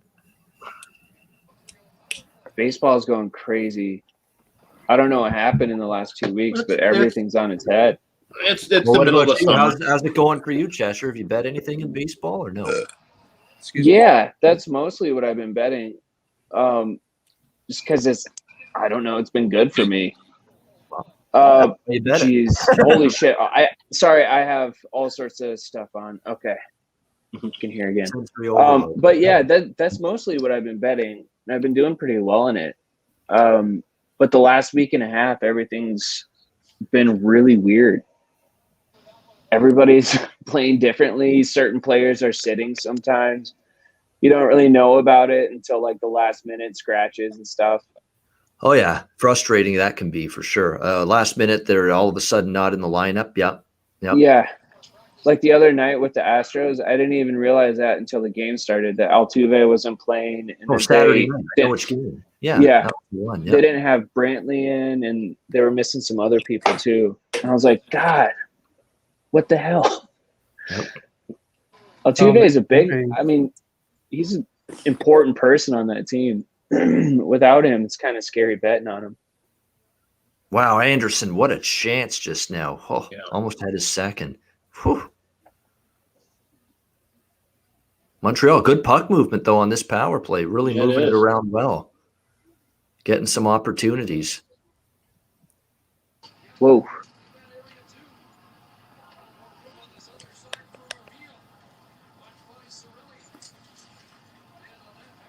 That crowd's into it, though. You can hear them. Yeah. Baseball is now, the All-Star break is next week for MLB. So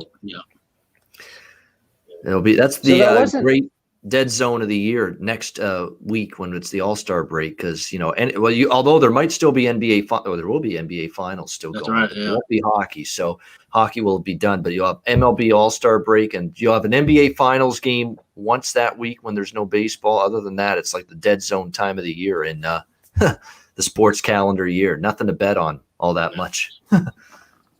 That's when I started hitting the patio bars. Yes, there you go. That's when we make up for lost time. Yes, yep. It's hard to tell. Like, it looked like there was just a tripping that could have been called on the Lightning. Yeah, I don't understand exactly when. I mean, how obvious does it have to be for them to call it? For tripping, you know what's funny? So the interesting thing about tripping calls are, that they are basically, it's got to be like the stick is literally like underneath the guy's skate, like because otherwise they could say, oh, you stepped wrong, you stepped on a stick. Like it has to be like it's almost like a slash that they call, and they just call it tripping because they fall. You know what I'm saying? But you can call slashing, just like slashing calls mostly are recognized when a guy, stick breaks. Yeah. Either he breaks it off somebody or he breaks the other guy's stick, and that's when they immediately identify a slashing call. But for the most part, tripping is kind of one of those, they only call it unless it's it's super blatant and it's like you said, somebody truly just falls over, but they're not stepping around or they weren't bumping each other beforehand. So. Yeah, it's usually when the stick hits the skate, they'll call it a trip, and you propel the stick into the skate. If they're skating into the stick and you get tripped, then they shouldn't call that.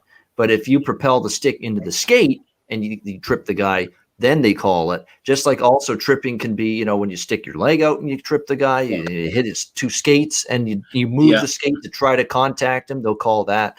If I were a ref, I would know what's a trip and what isn't a trip. Unfortunately, there's some refs that it seems like that's a moving target. It changes sometimes. Just like hooking. How many times do you see a hooking call in a game? Not very Hardly often ever. anymore. Yeah, right. Like because hooking usually kind of leads to either a trip or interference. They'll just go with one of those two. So. Yes. The other day on So Sportsnet, I was on that watching- power play. Go ahead. Oh, I was just gonna say. So on that power play, would that normally be called or not?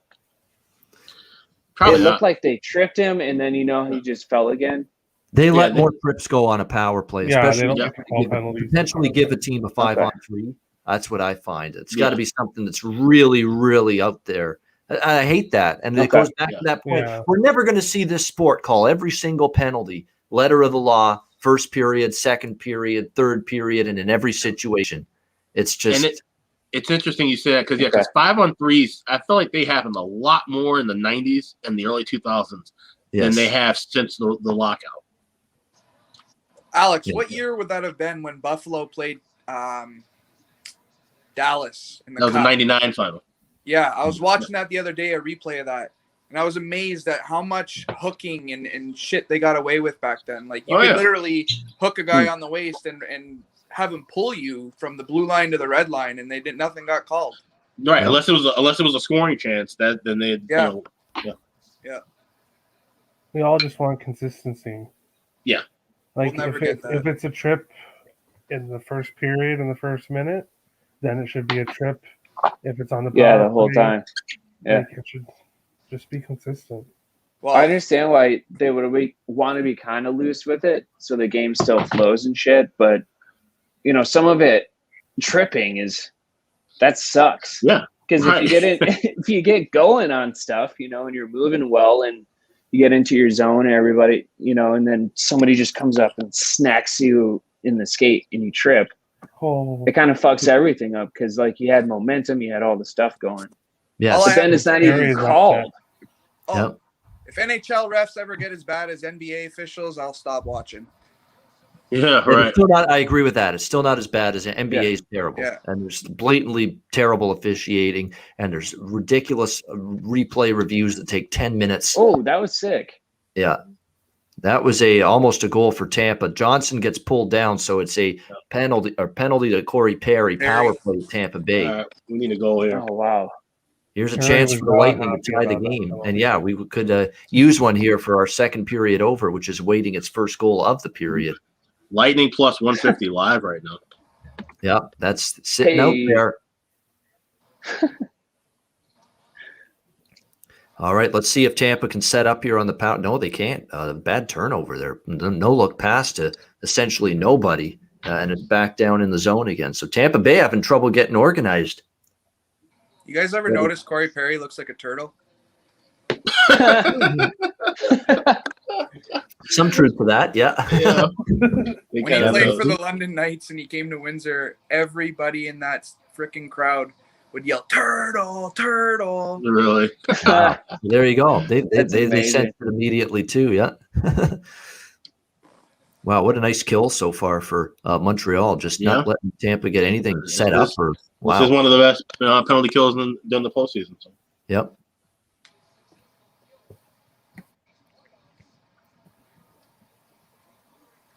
And another good clear right there for Montreal. Yeah, there's frustration. Yeah, there's definitely some frustration here for Tampa Bay.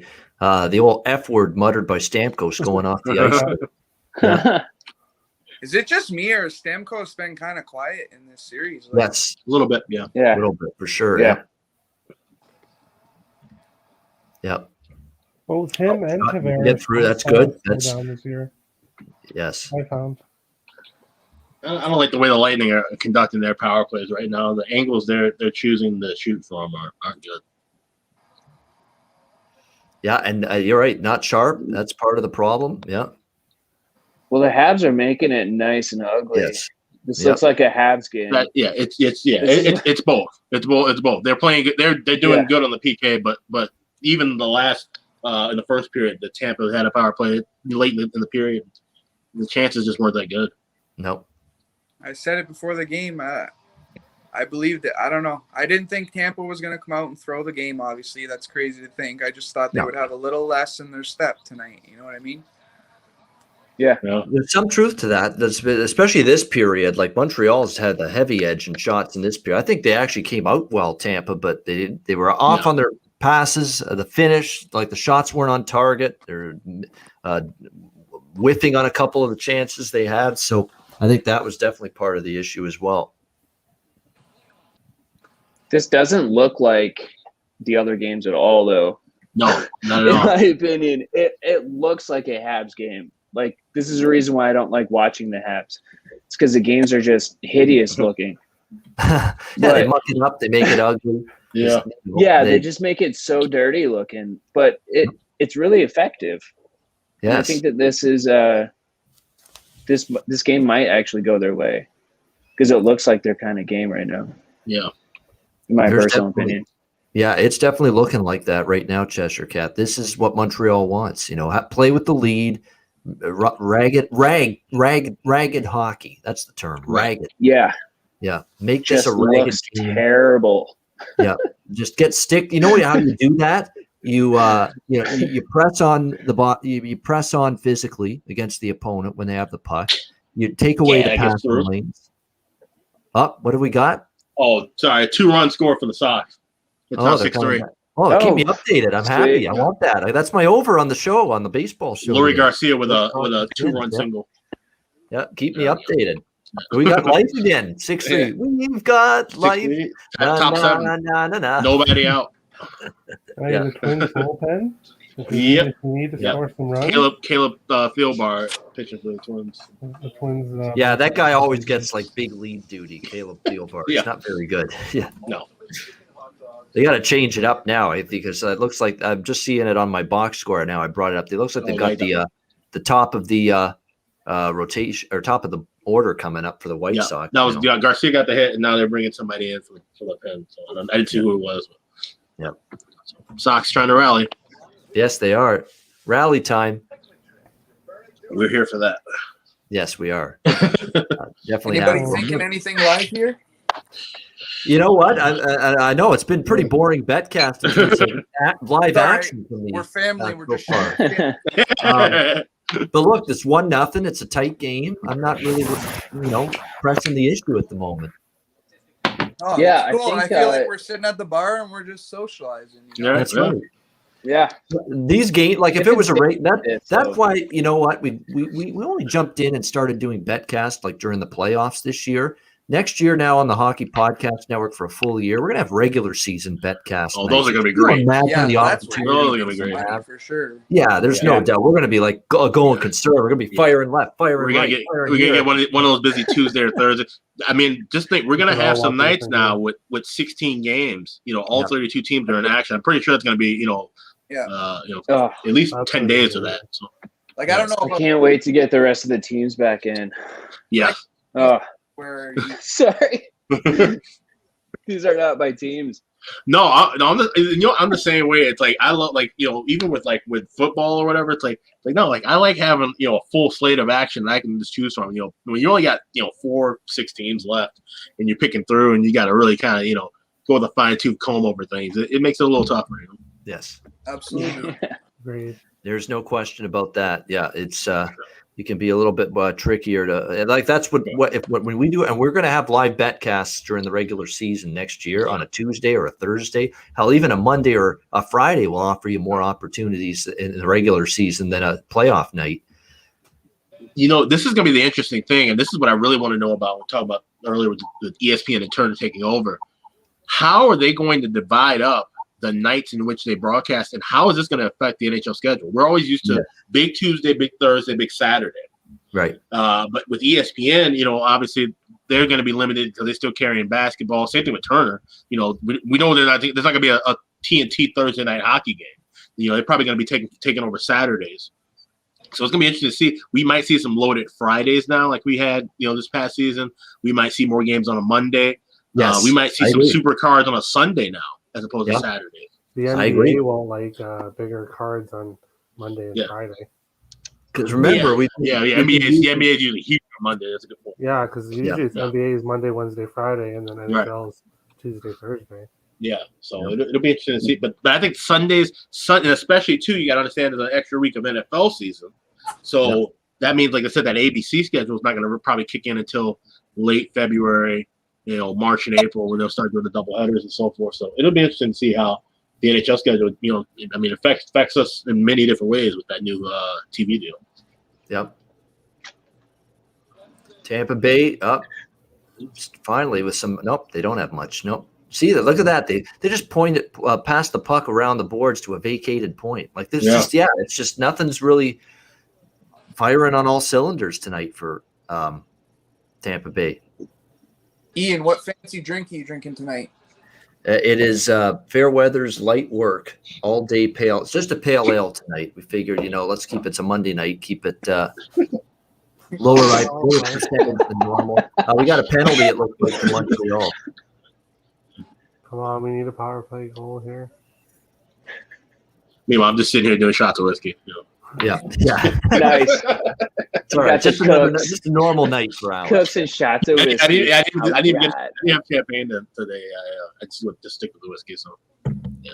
Nice. Yep. All right, we have a power. I think I'm actually going to jump off. Thank you so much for letting me come on for a little bit, though. Right. And I'll be on for whatever's next. All right. Okay. Thanks for sending me the invite, Ian. Absolutely. You guys Sure, just let always me good know. to see you. Yeah. I'll be in the chat. Buddy. All right. Sounds good. We'll see you, man. Have a good night. There he is, Cheshire Cat. Yep. Always fascinating with Cheshire Cat with us every night or on the Betcast when he's been on. I'm surprised Bergevin isn't wearing that special suit tonight.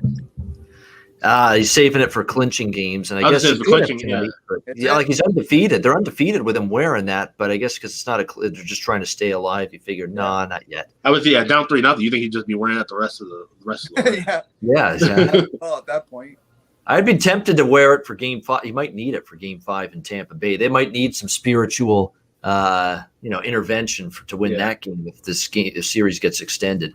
That reminds me of it was the 08 Chicago Wolves. They ended up winning the Calder Cup. They were down 3-1 in that series, and they all shaved their beards and just went straight mustaches. They ended up coming back to win in 7. It's actually wonder if teams will do different things to change things up when they get down to the series like that. So. the power of the porn stash. Yeah.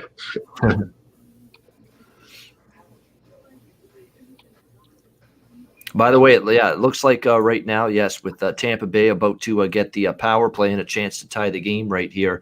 Don, I want to mention him in the chat. He is correct in terms of ESPN Plus.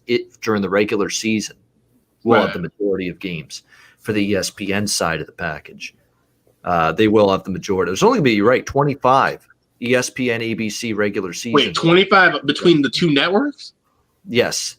Are you constantly cleaning? Really? That's I thought 25 was like the ABC. Like, okay, like that makes it like 25 games for ABC, in like 3 months. But ESPN, that's pretty crazy. You think ESPN would be able to show more than they should be able to show 40 games on their own throughout the season? October to April. Yep. So you guys are only going to get 25 NHL games on cable television. Apparently so. That's horrible. And I have no idea. I haven't heard anything with the numbers on TNT, but it's TBS as well. So that's going to add quite a bit to because TBS hasn't shown basketball as part of the Turner package in maybe like 20 years, 15 years. Yeah. So we used to have TBS in Canada. We don't know more though. Really? No. Yeah, this is one of those nights where this is why when you start to think that this may be not Tampa's night to win, because you're right, power play discombobulated again, passes not sharp, shots missing the net, all the kind of things that usually when you're not sharp, that's what happens. And you're seeing that a little bit with Tampa Bay tonight. Not crisp, clean execution. I took Montreal plus 140 pregame. So there you go. Looking good so far. Yes. Ooh. See, Montreal has that one out that they're off the post. Wow, what a shot that was there! But that's just one of those nights for them. Could be, but the Montreal, to their credit, they've sniffed out that Tampa Bay looks for that, that pass to Hedman. Yeah, or that pass to Point, I should say, down low in the slot there. And Point is Oh. shaken up there after taking a blocked shot, it looks like. Good news in the chat there for you, Ian. Yeah, Ian, you're over definitely hit. It's now 6-5 Twins. Sox still hitting. Nobody out. Runner on third. Abreu at bat. There you go. All right, there you go. White Sox over 10. There There we you go. go. Pub Sports Radio, MLB closing time, best bet. Just Yeah, in case behind you're you wondering guys. if hockey is the only sport I know, and yeah, there you go. It's proof it's not. Yeah. When that puck hit off the bar there, Braden Point thought it was in. He raised the stick. Yeah, that's what I thought too. Yeah, I thought I saw him do that. Yeah. Yeah. See, I All just right, seen good Point stuff. get hurt now. Can you imagine if Point got hurt and was out? That would turn the Oh, series man. pretty drastically. That would. That's a huge loss, and there's no Yeah. sugarcoating it because Yeah. it's been that much. Even though of an he hasn't impact. done Yeah. anything these last 3 games, but his presence, You have to pay is- attention and defend Exactly, him and make sure you've got someone on him at all times. He opens Defense- the ice for everybody. So. That's Yeah. the kind of injury that can, make a series. It's if they go back 3-1, Yep. Good. And there's another huge kill for Montreal, penalty over. They survive another one and still lead 1-0. Who do you guys think wins the Conn Smythe if Tampa wins? It's got to be Vasilevsky at this point now. Yeah, I was going to be Point, but last Yeah. 3 games, What if Point scores the game winner? What if Tampa ties it Yeah. here and then Point scores? in Points field the overtime? winner. That could help. That'd be nice to see, but that'd be a stretch at this point. it was Hedman last year, right? Yeah, out of nowhere too, because Yeah. Point looked like he was cruising toward it. He had scored, I think, in the last 3 games, and then all of a sudden they gave it to Hedman. Crazy. Which was more than a little surprising, to be honest. Yeah. Oh, what a pass. Wow. Oh, Well, at the end of this period, it might be worth looking at the full game over. Oh, is that a goal? We do. Yep. Tampa goal? I was waiting till everybody saw it. Yes. Tampa, I didn't even see it yet. Ryan Well, McDonough. yeah, I just looked over. I was like, Yes, it just scored now. Okay. Tampa Bay Oh, 1-1. shit. And Josh Anderson did he trip over the goalie on his own? But he thought there should have been a call there. And there wasn't one, and he's mad about it. It's tough. Giveaway Barkley by Goodrow Petrie. gets the goal, by the way. Petrie that just fed line that right again. up the middle giveaway. Yep. oh. And it's a 1-1 tie. Now we have 2:40 to get another goal here. Somewhere. Yes. Not a lot of time, but now we got a little puncher's chance life. here. Yeah, we have life. Second period over. Could lose for the first time unless we get a goal Yeah. with That's 2.5 a good one. left. I don't know. You guys think that should have been a penalty on Anderson? Like, I thought he just crashed into the goalie going Yeah, in on his own. that's what I So thought too. Tampa got some momentum right now, it seems. Yeah. that's a I'm tough sorry. one. Because I'm like so far behind you guys. I'm talking about things that happened a minute ago. No, it's fine. Oh, It's all right. fine. I know I'm probably behind Ian too. So now I know to be quiet for a full 30 seconds after something happens. That way I'll know you will have seen it. See, the great thing about the regular season Betcast is Yeah. we'll probably have where like Alex is watching one game. Yeah, exactly. Oh, yeah. And everyone's Yeah. watching a different game, and Yeah. no one will be That's right. Yeah. messing each other's. So the regular season Betcast are going to be lit. That'll Those will be Be great. Yeah. absolutely lit. They're going to be phenomenal. There's more opportunities to bet in game, way more because look, there's more. I find regular season betting is more advantageous to me than playoffs. And Yeah, Yeah. definitely. Yeah. Yeah. Absolutely it is. well, we'll see we'll see. We know Tampa Bay is going to get a surge from that goal. The Yeah. question is, what do we see from Montreal? Can they withstand it? Can they, stay strong, stay confident because they played a really good game and a pretty good period here. They just had a big kill. There's offside. Yeah. All right, 1:12 to go, second period. 1-1. Oh, good way to go, Howie feeling. He took Gaudreau to score, plus 380. Nice. Barkley Good Gaudreau. job, Nice job. Howie. Nice job. There we go. Right? The only thing I've won so far tonight is Josh Anderson, but that was plus 375. So nice price to take with that. I still have the third. So I've lost the first period over. I'm not going to say we've lost the second period over. You don't lose the faith. It's still a minute 12 left. And I'm already on the third period over. It's an elimination game, although I'm not feeling as good about that. You know how I feel about tie games going into the third period of elimination. I'd rather have someone have the lead going into the third for that. But third period, we'll get some live bets going, guys. I promise. I mean, it's been light volume. I get it with the live bets tonight. But third period, there's always more opportunity, I guess you could say. That's always the period of each game where there's more live bets for me. Like I say, I'll I think everybody, even in the chat, we're all a family. It's just like watching the game together. You know what I mean? Exactly. Yeah, having a drink at the pub. Exactly right. What a chance there. Oh, Man. What a chance for Sergachev, and Would have been nice. missed the net. Yeah, it would have been nice. Hey, 32 seconds, we can get a miracle. Look at that. Yep. Who was it? The other game there scored with like a second left. Yep. Buzzer Oh, beater. yeah. Definitely have cashed a few buzzer beaters on some first period overs during the season. So. That's why it's never over until you see 0.0 on that period clock. It's never totally over. Yeah. Well, big face off here now. 33 seconds. That's what we're down to here.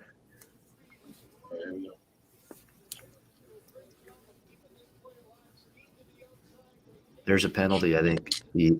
No, there's not. Wow, that could have been a trip. Oh, I thought it was too. I see what you're saying. No, yeah, You could have used a penalty there. See, that was definitely a hip. That's a hip check, but it's a trip though because the puck wasn't there. Interference or tripping. Take a pick. Yeah. Mm-hmm. See, to me, it seems like the refs just pick and choose. Yeah, that's the problem. feel So like there we go. Orange That is penalty, official. Second period over. Trend loses for the first time in this series here, and we got another scrum after the whistle here, just like the first period, ending with some pushing and shoving here. It looks like it's Deneau and Palat for the most part, but looks like cooler heads will prevail again. But boy, a little more testy tonight. This game, you can tell, elimination game, a lot on the line, and it is 1-1 as we go to the third period. Now I'm tempted by the draw too. I'm going to bet the draw. So I don't know if you guys want to join me because I feel this is hedging the third period over a bit. What's it Because at I could right see now? 1-1 or either draw or no goal third period. I don't know if I want to do that though. I might just go with draw instead. I think We haven't had an overtime game yet in this series. Maybe it's time for one. We'll have to wait and see. But I think I'll sprinkle a little on the draw. You're going to get obviously not as good of a price as you could have before the game, but I could see 1-1 or I could see 2-2 as well. And I could see it either way. Yeah, I'd love that. I'd love that, Terry. I'd cash the third period over and the draw if that's the case. So I'm hoping you're right there. 2-2 would be just perfect to me. And then a Montreal win for Ternsey in overtime. Yes. What price are you getting the overtime at, Ian? Right now, let me just take a look. It is plus. What is it here? Where are we here? Hold on. Plus 140. See, it's not as good as I would have wanted, but No. But at 1-1, and it's been a tight game, you know. yes. Yep, exactly. 1-1. It's been a tight game.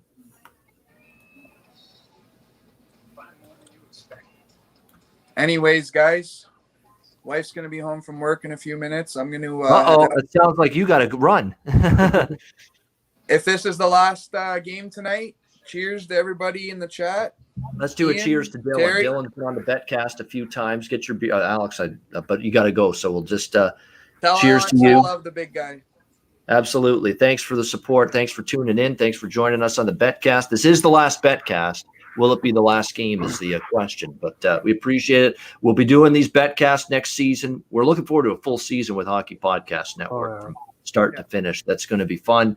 7 days a week. We'll have Betcast during the regular season, probably maybe not once every week because it'll be busy. We'll be busy with football and basketball as well, but we'll do one every couple weeks for sure during that time of year. Sounds good, guys. Thanks All for right, having me Dylan. part of the family this year. I appreciate it. Absolutely. We love you. Thank you very Yeah, much, thank you. Dylan. We appreciate you. Take care. Have a good night. There he is, Dylan Turner in the chat. Gretzky is so boring. Yeah.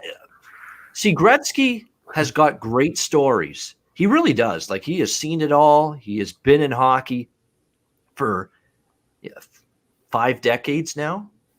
6 decades, because 70s is really when he first got started in it. And then, he's got so many stories, but I know what you mean, Howie, in that he doesn't project it as, interesting and exciting with his voice or his tone. I get it. He's not the most, excitable person to listen to. I get it. But I keep hearing people say that Wayne Gretzky's a lot more charismatic and, interesting and exciting to listen to than people think, and that sometimes he comes across on television in the past. So, and there are people that think he's going to show that side of him on Turner when he goes there next year on the studio show. I'll have to see it, but that's what people think, that he's really going to be good there because he's going to really show a lot of his, not playful side, his humorous side, his stories and that kind of stuff you're going to get from him on the TNT broadcast. So I'm excited. If that's all true, and it's, again, if it's all true, then that version of a Wayne Gretzky on the television I'll be interested in listening to. Yeah, I agree with that. But it's an if, right, Terry? Like, we don't know. I mean, we've only seen Wayne do like these little guest spots, every few years on Hockey Night in Canada or TSN or whatever. And he's always been just, pretty low key and, subdued, and you're monotone a little bit. But there's people that say he's got a different side of him. So hopefully that's the side we see on Turner. Yeah, maybe he's being a little too professional, too, for the cameras and stuff. But you got to be yourself, Right. Like, that's why I like Kevin Bieksa. I like Kevin Bieksa on Hockey Night in Canada. He's just himself, Like, he just seems like himself, and he's not, like, acting differently for the camera or anything. Like, he's just himself. I like that. Yeah, he's terrific, I think, Bieksa. He's outstanding. He's really, really good at what he does. He's lighthearted. He cracks jokes. He's got like these little digs he gives at Elliot Friedman all the time. I love that. I mean, that's great. I think it adds to it big time in my mind. Yeah, for sure. Just doing that, and getting that side of him, it adds to the broadcast, the fun of it. It makes it more fun for the viewer. I think that's the best part of him. Adding that side of it with the little, wise cracks, wise ass remarks. That was a great play, by the way. That goal doesn't happen unless there's a great sense of vision, sense of, seeing that Barclay Goodrow is there on that dot and on that Tampa Bay goal to tie the game. And yes, Dylan, I will make sure that, Alex gets the message that you had to run, and thanks to him as well. Absolutely. Thanks again for joining us. So you're Wild. This gives you a chance, just you and I, Terry, your chance to talk a little about the Wild. You love them dearly. They've been very busy here with a couple of big signings here in the offseason. Are you happy with the way things are going? Well, Bugstad today, people are like, oh, it's just Bugstad. But it's $900,000. And to a lot of people, that's a lot of money. But hockey player contracts, like $900,000, like he signed a team-friendly deal. Same with Ryan Hartman. He signed a team-friendly deal. And then I even think Eriksson Ek, I think his deal is a team-friendly deal. So I'm hoping the same happens with Kaprizov, but you need to get him signed. He's a player you got to get signed. And then you got to look at getting a center. That's the team's biggest weakness. And you got to look at, I've heard Sean Couturier, I've heard Travis Konechny, obviously Jack Eichel, as Jimmy said. There was a conversation there, but you got. I get the need for a center. I don't know if Jack Eichel would be the one I'd target, but that's personally. That's me as a Sabres, someone that grew up liking the Sabres and still wants them to do well. Although I'm not that diehard, like I live and breathe what the Sabres do on a daily basis. Like I've got the little Sabre puck in the background there behind me, but and I still want them to do well. And they still are my favorite. If I had to choose, Ian, what's your favorite team right now? It's of course still the Buffalo Sabres. And the reason I love them growing up is Rick Jenneret. He's the guy that got me into the team. His broadcasting, it was just the best it was, and just the incredible excitement and passion.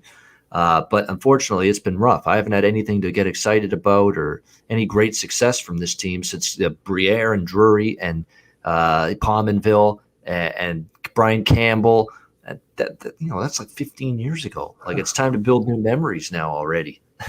Yeah, being a diehard Sabres fan would be a pretty tough thing to go through. Like, yeah, and I'm just a Sabres. Like, I'm not like, it's not like I say, I'm not living and breathing, and I'm not just, going nuts every day with what they do and what they don't do. Especially now that I'm a bettor, I try to put the personal feelings aside. Like, me, I've ripped the Sabres a ton. I bet against them a shit ton.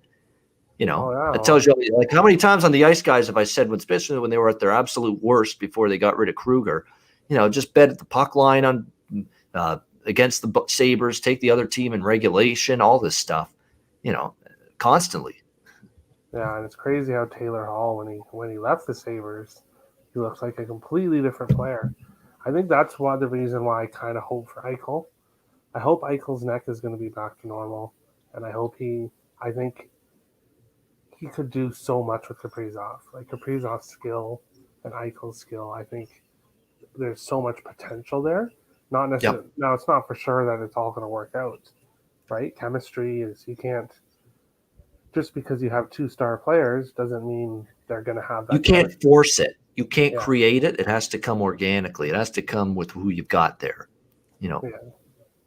But Victor Rask playing with Kaprizov it's not like you can't have Victor Rask playing with Kaprizov. No. There's not enough skill there. What player would want to stick around long term? Like, if you come into the league your first year and you play like Kaprizov did, and you're playing with Victor Rask all season, like, why would you want to sign an 8-year deal with that team?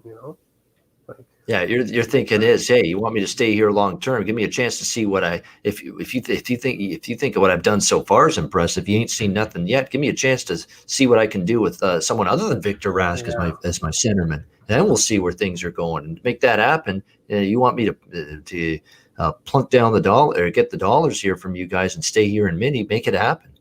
Get me a non-Victor Rask human being in here as the center, and let's go. Yeah, and it's up to Minnesota and Bill Guerin to make it happen. He could hit 40 or 50 goals. Some people are thinking. Not every year, but some people are thinking he could hit 40 or 50 goals if he has the right center in a full season. Yes. Absolutely. So it's going to be interesting because you look at Minnesota, you're right. There's definitely, and look, they know it too, because guess what wins at the playoff time? You've got to have some depth at center. You have to. It's a must. Yeah. And right now, like, what's Nico Sturm going to be? I don't know. Ryan Hartman, I like him. But you're right. You got Rask there. That's got to change. Rask can't be in that second hole center spot. Just can't. Wild card because of having COVID and getting so sick and being off for a year. Yep. And being 19, like, he's not. You can't just push him and make him a first-line center, and like, he's too young, right? And then losing the year with COVID, you can't. It's not good to push players, right? You need to let them develop, and so unfortunately, there's going to need to be a trade. That's what I think. There's going to need to be a trade. Wild have both of the 2 first-rounders. They have a good prospect, like. People think they're a top prospect pool in the league.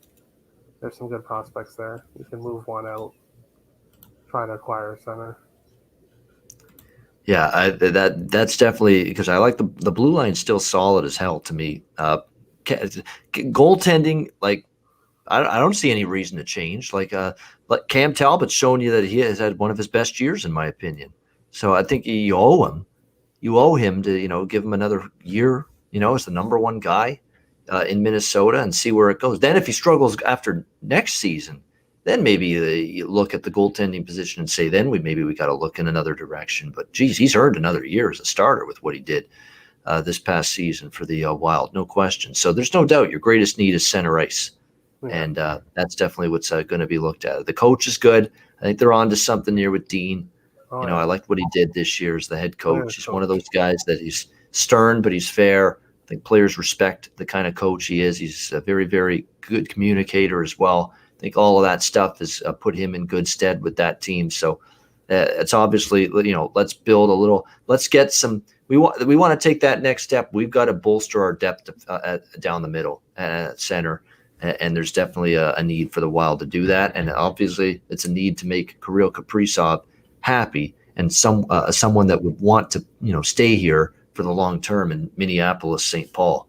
And all the fans deserve it too, right? Like when you have a mediocre team for so many years, like they've been good, but they've never been great.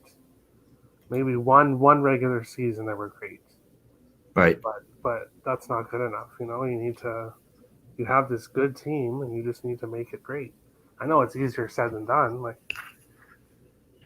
but you got to try, but Bill Guerin, I really like him. I think that was a great signing. Just he went after Talbot. He said analytics. Analytics showed that Talbot would do well with Minnesota's defense. Yep. And he was right. There's plenty of other goalies that people were expecting. And then for him to go at Talbot for 3 years and sign him, he was the first goalie signed. It shows something, Yeah, it's true. They got a great season out of him. There's no question about that. So going to be interesting to see how things play out for the Minnesota. They're actually one of those teams I'm very interested to see how things go here in the off season with them, because there's definitely some decisions to be made. That's the biggest important thing. Yes. For all teams is what Seattle's going to do. Our team's going to trade with Seattle like they did with Vegas. I hope the Wild isn't going to give up someone like Beckman or even Kovanov or Boldy or something to stop Seattle from selecting Dunbar or something. You can't. We gave up Tuck and Holla, and you can't do that, look how badly it worked out for most teams that traded with Vegas. So I think teams are going to be a bit smarter with Seattle. Yeah. But, by the way, regarding the expansion draft, the actual draft, the regular draft where you're drafting first round, second round, your standard draft, the expansion, we're going to have some kind of content. We're going to have some kind of coverage here on the Ice Guys. We're going to do a recorded show. I don't think it'll be live. It'll be recorded, and then we'll post it on the channel, and we'll send it to the Hockey Podcast Network to put it in podcast form. That way we don't have to be chained to 2:00. We can do it at a time that Alex, Jimmy, me, we're all available. So that's probably what we'll do with the expansion draft recap show, with the draft recap show, with the free agency show. It's not going to be live because that way we're not chained to 2 p.m. because it's summertime. People going places, things to do. Jimmy's got his daughter, if there's something going on there. So that's why we'll do the probably those shows recorded but we'll post them on YouTube, the Ice Guys YouTube channel, the Hockey Podcast Network YouTube channel. We'll send it to the THPN crew, and they'll put it into the podcast form for downloading the audio podcast. And there we go. But we will have that content for you. It's not like let's say this is the last game tonight when we have our Wednesday finale show. We're not just disappearing for 2 months and then all of a sudden you're seeing us again, late September, right before the season. No, we're going to have some content here for the expansion draft, the actual draft, and free agency. We'll recap all that stuff and talk about what we think. So that's what we're here for. We're not totally going off into the sunset after the end of the season. Yeah. Yeah, that's good. People are going to want to hear your opinions, right? Yep. Yeah. And then people that don't have time to look over everything can just watch your recap, and you guys can recap it. And I'm excited for that expansion draft show, for instance, that we'll do. I'm excited to break down the roster on the show. I'm excited. I'm looking forward to what I think, Alex thinks, Jimmy thinks, with chat, people that watch the show, what they think, because, this is basically, it's like that, the family that's got their kids now, they form it, and all of a sudden you get a sense of how it's looking, and just, you put your pieces in place, you draft your players, and then you see how it looks as a team. So definitely excited to see what the Seattle Kraken do in terms of I'm just looking, someone in the chat mentioning that the Dodgers, who had a big lead against the Marlins, have apparently blown it. So wow, 5-4 Marlins. Wow. The Marlins are a scrappy bunch. So watch out for that team. They can be feisty at times, and I guess we're seeing that tonight. Third period is just a couple of minutes away, 1-1, Montreal, Tampa. I am just as of right now on the full game over 5, and I've got over 1.5. By the way, if you want to jump on some of the goal score props, I already cashed Josh Anderson. I've got Caulfield, Suzuki, and Toffoli, and Perry. Those 4 for Montreal still in the coffer, if you will, pending. And I've got Gord and Point for Tampa Bay and Coleman. Those 3, but Point got injured last period. Now, will we see him out there in the third period is the question. Now we'll have to wait and see on that. Yeah, I'm very, very interested to see if we see Braden Point here in this third period for the Tampa Bay Lightning, because definitely injured after the shot block that occurred in that second period. Looks like we'll wait. No, there he is on the bench. Tough son of a gun. That's what it is. That's the Stanley Cup Final for you. He's all right. He's okay. And a relief if you're the Tampa Bay Lightning and the fans of the team. They just showed a photo of the Fort Wayne Comets who won the Kelly Cup in the ECHL last week, or I think like maybe 3 days ago. So. Yeah, congrats on the NBC. Exactly. ECHL, they still play the season this year. And Kelly Cup, good job. And they were the only minor league to have a champion, because the AHL did not run their Calder Cup playoffs. So. Yep. It's funny. There's someone I know that he's actually from Hamilton. He's a goalie. He played in the ECHL with the Orlando team, the Solar Bears, Clint Windsor, and he's actually an active sports bettor. So nice. Very, very good. And it was good. Actually, he played extremely well for them this year. So good to see. And he's a guy that's been basically ECHL, AHL back and forth for a few years now. So good to see him have a great year there in the ECHL. Glad to see those old school IHL teams, thriving well too. Orlando and Fort Wayne, big in the league back in the day. So. I actually like that Orlando team name. I always did, the Solar Bears. Yeah. The warm weather. Awesome uniforms too. Yeah, absolutely. Yeah. The Fort Wayne Comets. Yeah, there's no Mike Emmerich. There's no Doc Emmerich without the Fort Wayne Comets. It's true. His hometown, Indiana guy, Doc. That was the team after the first ever hockey game I went to was the Chicago Wolves and the Fort Wayne Comets, December 5th, 1997. Yep, absolutely. Third period underway, and Montreal's been hemmed in a little bit in their own zone. Yeah. This is where it's really going to test Montreal. They played a good game, and yet here we are. We're one shot away from being down and maybe our season ending. So this is where toughness mentally has to show up right now for Montreal. Next to score props, you got Lightning plus 120, Habs plus 175. Yeah, I'm gonna see how the period's going in terms of opportunities, chances. See who's taking the play. Let's see what Montreal, because I was worried about Montreal coming out starting this period after giving up the tying goal. Yeah, and seeing if they're able to fight through it, get back to playing the way they were really for most of that second period. I thought was a good period for the Montreal Canadiens, but now they got to show they can continue to battle through it here. See, I feel it's like this could go 50-50. This is like a 50-50 chance. But something is telling me Gord or Palat a lot. I wouldn't mind it being Yanni Gord, that's for sure. Something's telling me that one of those might do something. So, yeah, I'm making my prediction now that we may see something from one of those two. Tampa Bay has it there. Wow, that was a screenshot from Savard that got through, but wide of the net. But Price never saw it, so that was dangerous for a second. Yeah. There he is, Braden Point. Yeah, that's the ultimate in toughness right there. How these players, they shake off some kind of injury or something, and 9 times out of 10, you're going to see them somehow try to come back and play through it. Right. It's amazing. That's why I love this sport, truly. Kevin Klopik in the chat asked any recommendations on hotels in Vegas. I would say check out Circa, Westgate. Either one of those are good spots. Those are, Golden Nuggets also a decent one if you were looking for something on Fremont a little cheaper. Yeah, I would say anything off the Strip. To be honest, I'm not a Strip guy.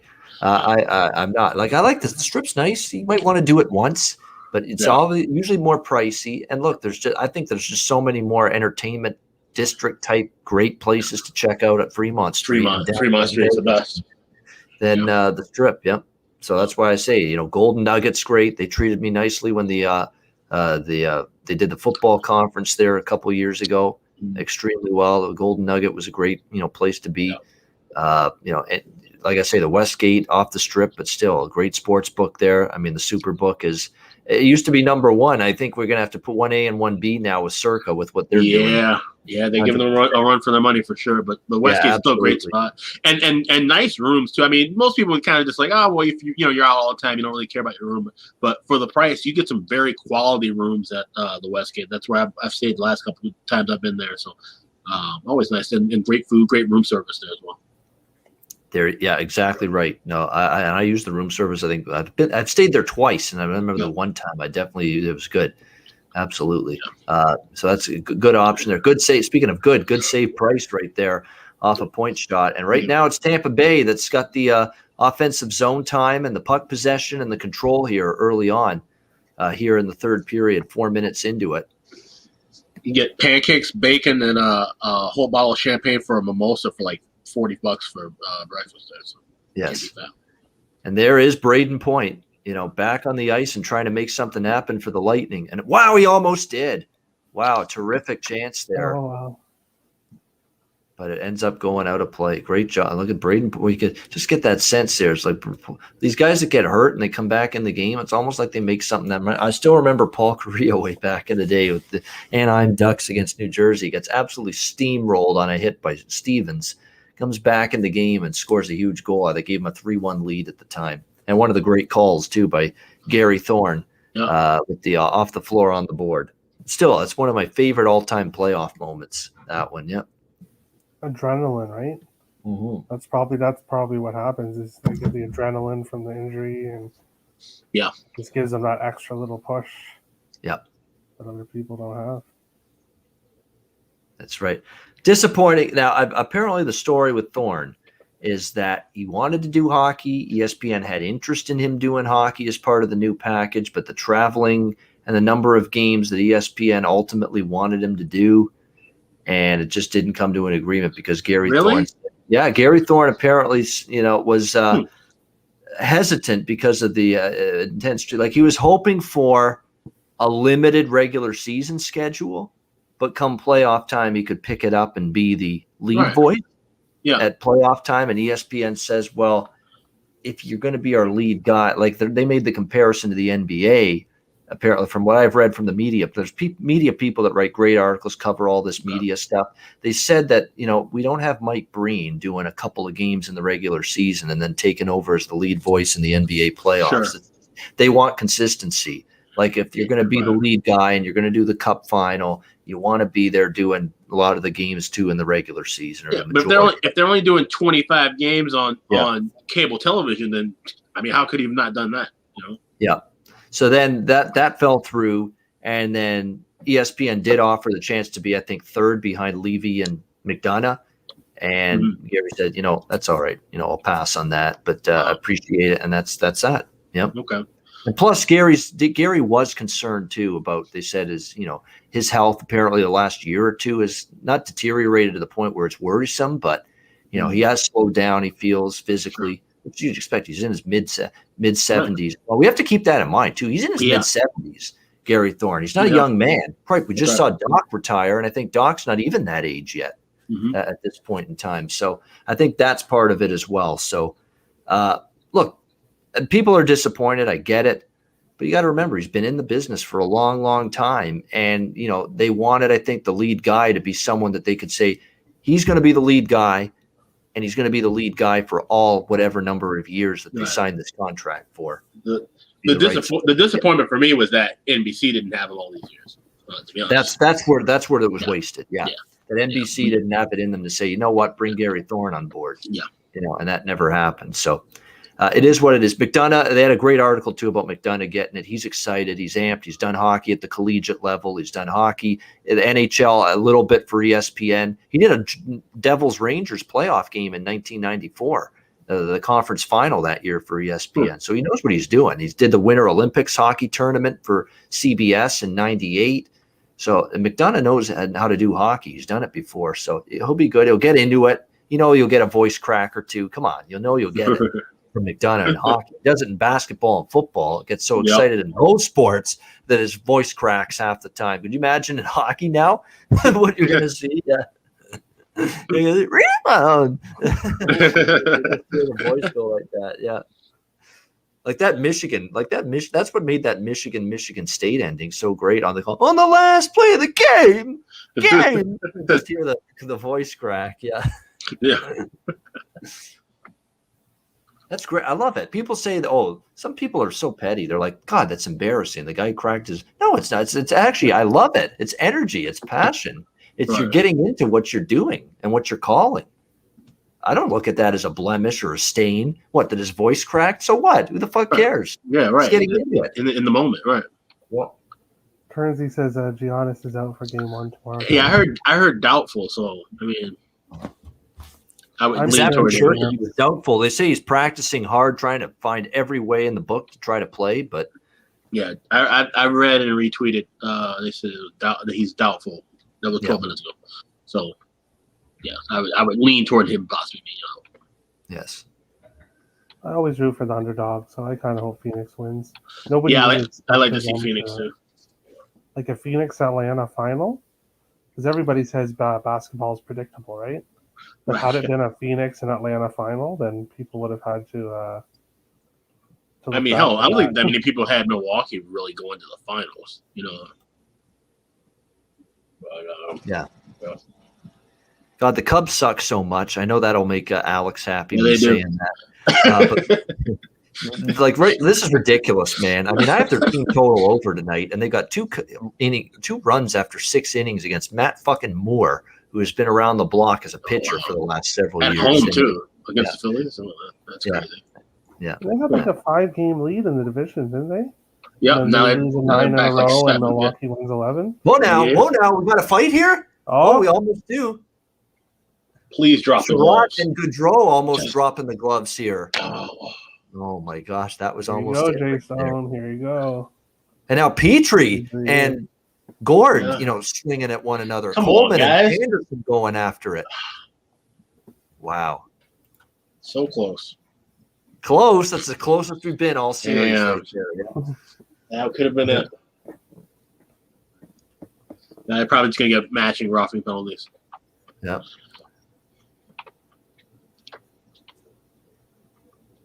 Yeah, Weber and Johnson were in a wrestling match before. What a stop there by Vasilevsky. And then let's see how. We'll see if they show how it started here. But yeah, see, wow, this is getting physical too, right in front of the net. Yep, this is where it started here. Yeah, pushing and shoving. Anderson getting into it with Coleman, but unfortunately, no official fights, and we're left waiting with bated breath on that. Yeah. Will there be a fight in this series prop at plus 300? Just- Well, where's Jay Stone 9 now? I mean, he would have been all over the Yeah, fact sure, there's almost a prop right Yeah. now. Yeah, Linda Cohen's good. Linda Cohen loves hockey. Emily Kaplan's going to be on the ESPN as a reporter, and she's always followed hockey for a long time. So I know I like the crew they put together. McDonough will be fine. Barry Melrose, I know they're going to have Barry part of it, but Barry ain't the same right now. Barry's slowing down. Barry's mumbles his words. He sometimes forgets what player he's talking about. That's where we're at, unfortunately, with Barry Melrose. But they're doing him a decent. What are they going to do? Barry's been the one guy that's been part of their NHL department for the years they lost the rights to NBC. Now we get the rights back, and just because his mental acuity is starting to fail a little bit, we're going to say, hey, out the door, Barry, you're done. No, We're not going to do that to him. And are they going to have an NHL Tonight style show every night, or is it going to be something that's just on ESPN Plus? I haven't heard anything about that. They've got to have some kind of highlight package, because we already know they're not going to show a bunch of highlights on SportsCenter, right? It's just not going to happen. Yeah. But they got to have some kind of highlight package separate where they show something on ESPN2 or ESPN Plus or something. I think so. They just haven't named what it's going to be or the name of it yet. Like NHL Live, I think is what they called it for NBC. Yeah. Okay. For the last several years is what they called their pregame. And probably the pregame will probably be on ESPN Plus. That's probably what I would think. Yeah. They're going to put the pregame stuff on ESPN Plus. And Turner's going to have more of a pregame, postgame coverage than ESPN, I would believe, as well. Yeah, for sure. No, and it's going to be right on either TBS or TNT. Well, we got the penalty box is full here on both sides here. Wow. Montreal and Tampa. Yep. Looks like Gaudreau, Coleman, and Gord for Tampa in the box, and it looked like Anderson and Sherratt and Weber in the box for Montreal. That's two of their top 4 defensemen right there for Montreal in the box. Looks like, yeah. NHL Network will stick around. They're still going to have that. That's still going to be there, and that's still going to have lots of stuff on that network there as well. But it'll be interesting to see how it goes. But I mean, they're not kicking Barry Melrose out the door, just as they get the rights back. You just hope that Barry is not trending toward Lee Corso territory, where he gets to the point where he's struggling to put sentences together that are coherent. I mean, we've got to call it like we see it. That's unfortunately what it is with Lee right now on the college football pregame show. You got to hope we don't get there with Barry. I mean, he's not even close to there yet. Not even close. Right. Like you could still think, and it's just sometimes he's stumbling on his words and he loses track of what player he's talking about when he's going through the highlights of the game and that kind of stuff. Like it's not alarming yet, but I'm saying this is usually when it starts to trend that way. Is Lee? He's not doing College Game Day this year, is he? That's a good question. I don't know. I feel like so they got there's no Tebow or unless the Jaguars drop him, and then you got Fowler and Herbstreit and Desmond Howard. So yeah, they might be phasing them out. They could be. Kevin Weeks will be on ESPN. He'll be on ESPN and NHL Network. He'll be on both. Yeah. He's going to do both. And, Cassie Campbell-Pascal, she's doing both. Ray Ferraro even is staying with TSN in some capacity. Okay. But his schedule will still revolve around ESPN. Like he'll be doing ESPN regular season games, and then playoffs, he'll be there wall-to-wall for ESPN. And I'm sure that they'll be focused mostly covering the Canadian games being up there, so. Yeah, on TSN, he'll keep doing the Leaf games regionally. I mean, even ESPN, I'm saying the ESPN side, if they draw, will most likely be Canadian games, Toronto, Montreal. Could be, definitely. I think that more often than not, you'll see if there's games involving Canadian, especially in Canadian cities. You'll see Ray on. And like I said, I'm interested to see what teams do the networks lean with. We've got a goal. Wow. We've got a goal from the point, and it's Alexander Romanov, who I've been screaming about to get in the lineup, and he has scored back in the lineup for Montreal. And what a wrist shot. That's how you do it. You just a little wrister. Take something off it. Make sure you get it through the shot blockers. Get it through the traffic. That's how you do it. What a wrist shot by the kid. It's 2-1 Montreal. Yep, that's a big goal. Clearing around the boards, intercepted. Little wrist shot. Outstanding. Vasilevsky never saw it. Never saw it. That's how you do it. What a goal for Alexander Romanov. And it is 2-1 Montreal. Wow. With 11-12 to go. Lots of time still, but 11-12 to go in the third period. Habs were plus 230 to score next goal before that went in.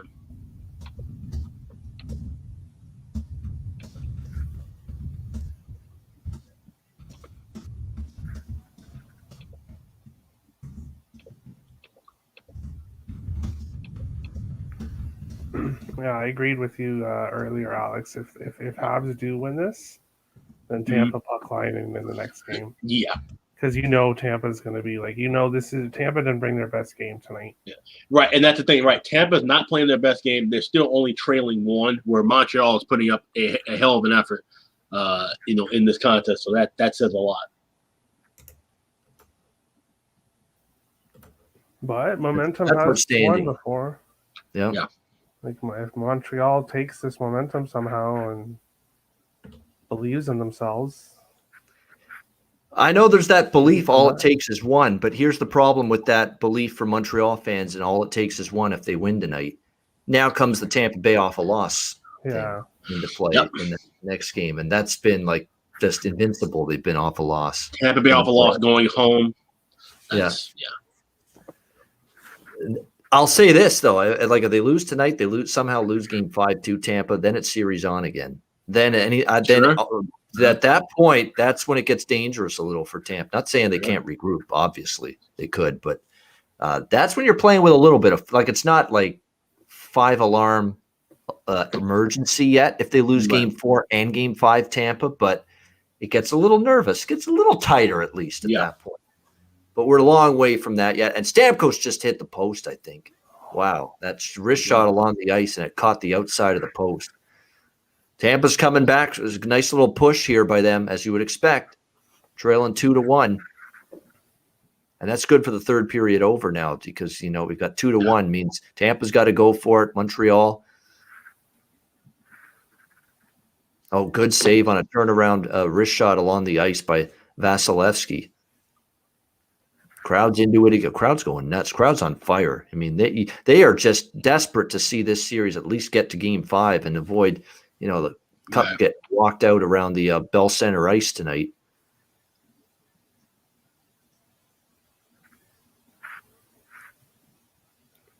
Tampa, though, has it in the zone. 8.5 minutes to go, third period, working it around.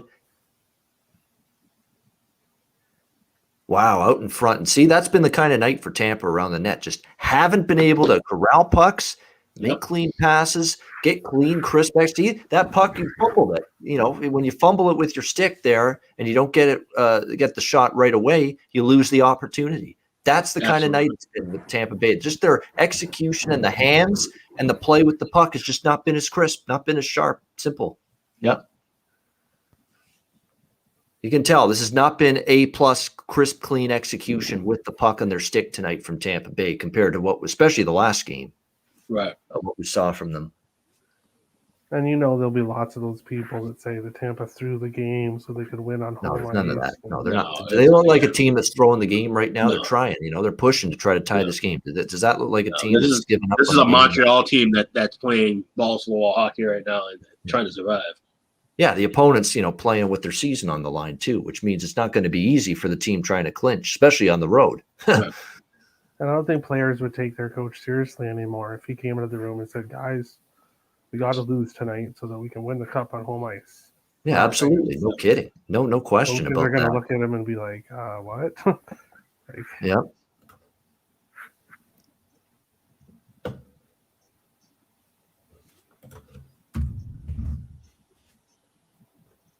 Good for him, man.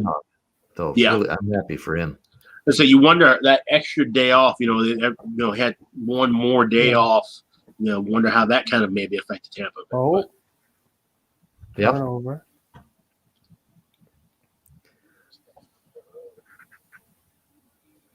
right, because this is Friday to Monday. That extra day, that's true. And maybe for Montreal, it's good. Because those defensemen maybe look what's funny? We talk about Weber, Sherratt, and them looked a little worn down the last couple of games. They had the extra day rest, and tonight I don't find they look as making it like they haven't made as many miscues with the puck tonight. Montreal's blue line, especially the big four, and I think the day off has helped them a little bit. Yep. Oh, and just as I say that, they've tied it. Wow. Patrick Maroon on a brilliant 2-on-1 mini partial 2-on-1. It just all of a sudden, bam, it's a 2-on-1 down low in the zone. And what a play. Pat Maroon has tied it at 2. And that's humongous. Yeah. Yeah. That might be the push Tampa needs right now. Yeah. What a goal. Price's confidence, the whole team's confidence might go. Yeah. And that's Matthew Joseph with the assist who was playing for Alex Killorn. Yep. There you go. 100% right. And there it is. 2-2. And look at the Tampa Bay, the guys that are still in the box, because I think there was a 10-minute misconduct for some of them. That's why they're still in that box.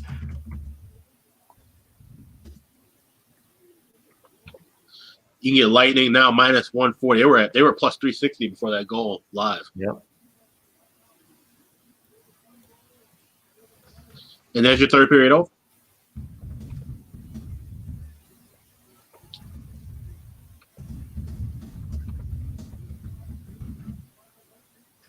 Yeah, Brett Kulak, I'm telling you, that's unfortunate. But Montreal, look at they got a little push going on after the 2-2 goal in the Tampa zone, which is good to see.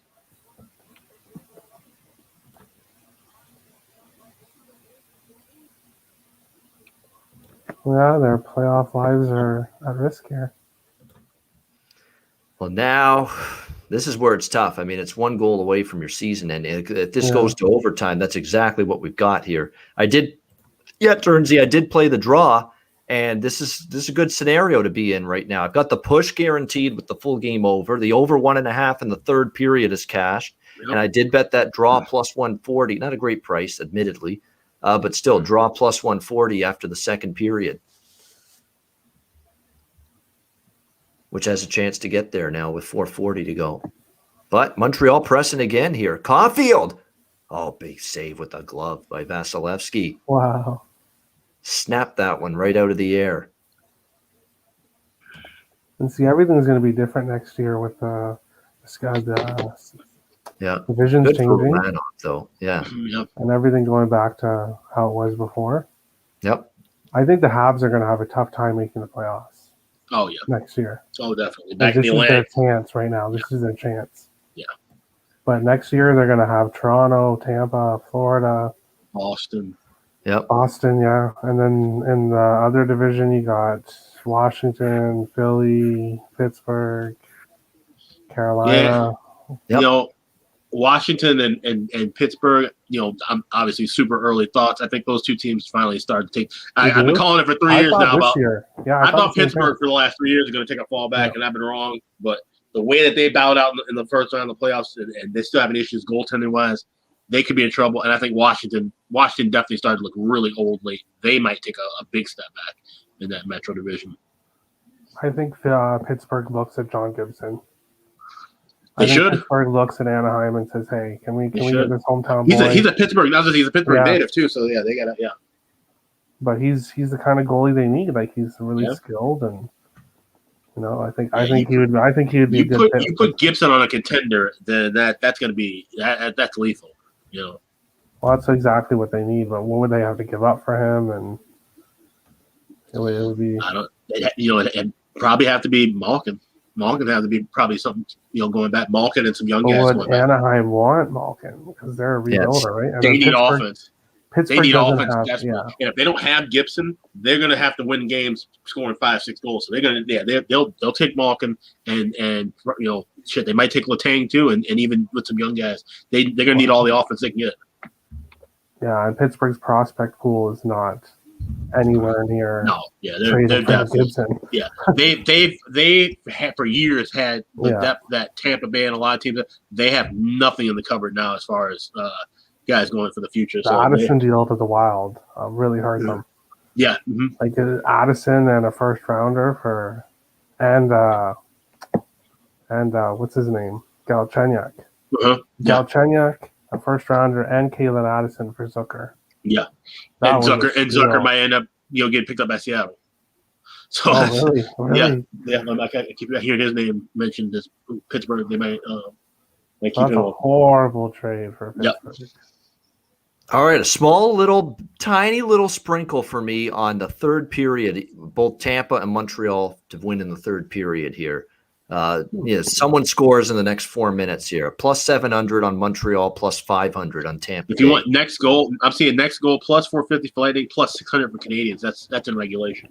Yeah. So one of those cashes was profit. So it's just small sprinkle on both here for a little extra excitement here for the final 4 minutes here. It's my last live betting action of the night right here. And that we got the draw too. I already have the draw. So if there's nothing, I've got the draw at plus 140. So it's worth the look. I've already cashed over 1.5 third period. I've got the draw if this doesn't win. And if the draw doesn't win, I've got now these two bets, Tampa and Montreal, at a big plus prices here to win the third period. or essentially score here in the next 3.5 minutes, because it seems like the next goal is probably going to win this game now. 3:20 to go. Wow, it's been a pretty good game tonight. Pretty good for a first elimination game of this series. Tampa in over the line. Look out here. Oh, what a great stick play. That was, I believe, Paul Byron back checking forward. Outstanding. Good active stick right there. Great active stick. His Hedman there like a vulture, just waiting there. Jump in and shoot that puck. And Montreal survives down the ice. Far enough for icing? No. Waved off. Just enough. Perfect draw weight on that. 2:50 to go. Third period. 2-2. We've got the push for the over. It's probably if the over 5 is going to end up as a push. Worst case scenario. Tampa Bay, though, a couple good shifts now in the Montreal zone. Oh, wow. Redirection in front by Palat, just wide. Yep. And another check. Oh, Kucherov off the post. Right in front on a redirection. Right on the doorstep. Oh, my goodness. Montreal. Talk about close calls. 2 of them right there from giving Tampa Bay the lead. 2:10 to go. Puck flipped out down the ice. Sergachev under pressure. What a play he just made under great pressure. Oh, my goodness. Mark Bergevin can't be liking that. Seeing this kid make another great play under pressure. Just the guy he traded to Tampa Bay in favor of an exchange for Jonathan Drouin. Yeah. That's looking like a tough one for him. Now, he's made some good moves too, don't get me wrong, but that one, and that's the one everybody's still pointing to, is just, look back on that and say, oh my gosh, could I have a redo on that? Yeah, so you can't win every trade. No. But then him getting selecting Caulfield. The fact that Caulfield fell down to them is pretty crazy, and obviously grabbing him was obviously a great choice for them. Yep. Wow, 1:10 to go, third period. Tampa Bay driving. Oh, shot right on by Hedman, but good save by Price. Closed up the pads. No rebound. 1:05 to go. Tampa Bay, do you take a timeout here? If you got it right, so why not? Yeah, why not draw something up? Face off in the opposing zone. Right I think take a timeout here. Yep. Does anybody remember when the last overtime Stanley Cup winner was? 2012, Alec Martinez, LA, New York. LA? Yep. Wow, 2012 is almost 10 years. Yeah, well, you're right. We have the walk-off Stanley. Yeah, you're right. I'm sorry, that's 2012. That'd be 20. That's 2014 final. Oh, 2014. Yeah, that's right. Yeah. 12 was against New Jersey. Oh, we've got an injury off the face-off. Palat. It looked like a high stick. Andre Palat. Yeah. Oh, if he's bleeding, that's 4 minutes. I don't think I saw an arm go up. I don't think there was any. There was no call on that. Really? There was no call on that. There was no arm that went up at all. Well, even if they don't call it now, they got it. Yeah, this is. Let's see. Oh, right there. Weber got him with the high stick. Absolutely. Oh, yeah. That's a terrible miss. That is a brutal miss. What are the referees looking at? I don't understand that. Yeah. Like it's right where you just drop the puck. Everybody's in that same, basically volume area on the ice. How is that not detected? With they two have referees the best officials in the league, remember? Yeah. They have the best officials in the world. Well, they are going to look at now. I'm going to say he's skating off with blowout, so they got to look at this and call it 4 minutes. Weber knows. See? Wow. He just shut the door. So they can look at it, and there it is. 4 minutes, double minor. Oh, look, Weber! Look how bad he feels. You can tell. Do you know what? The Perry high stick in what was the last series against Vegas? Yeah. It was missed, but the play wasn't stopped right after. So that's why him dropping the ice and throwing his gloves off. That's the reason that got called. If he doesn't do that, that doesn't get called. Yeah, exactly. And that's a Perry situation all over again, where it just goes as no call. And because if the play continues for another minute or two, they are not going to look at it like they just did. Yeah, it's good to be a little dramatic. They're going to get a shuttle to get Shea Weber out of there if Tampa converts on this power play. Oh my goodness! Wow. And there's 50 seconds, but obviously it'll carry They'll over. carry over in overtime. Yeah. So yeah, that's a power play that has actually kind of struggled tonight for Tampa Bay. Wow, they gotta defend this. This penalty kill has to play like there's no. Well, and once again, Tampa? How do you not call a timeout there? Yeah. How do you not call a timeout there with that momentum?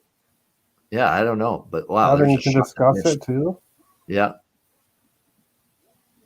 I'm surprised they didn't. No, they didn't use the timeout. Yeah. Well, I guess because it's 4 minutes, they say, all right, we'll carry it over in the OT. They'll have a game plan. They're going to bum rush them at the beginning of this overtime. Believe it. Yeah. This is going to be the most nerve-wracking first, couple minutes of overtime, 3 minutes of overtime, and maybe Stanley Cup Finals history. Because again, a power play wow, that didn't miss by much by Stamkos, that one-timer of his. Yeah, that's the thing. They're buzzing right now, so that's all that they need right now to keep carrying this over into this next round. I don't know. I mean, Tampa Bay, you can say they're not throwing shit. They're going to come out and want to end it now that they're this close. And they have a 3-minute power play to start overtime. Yeah. Unfortunately, the price has gone up a little bit on Tampa in games. So yeah, everything's locked on Bet Online right now. So yeah.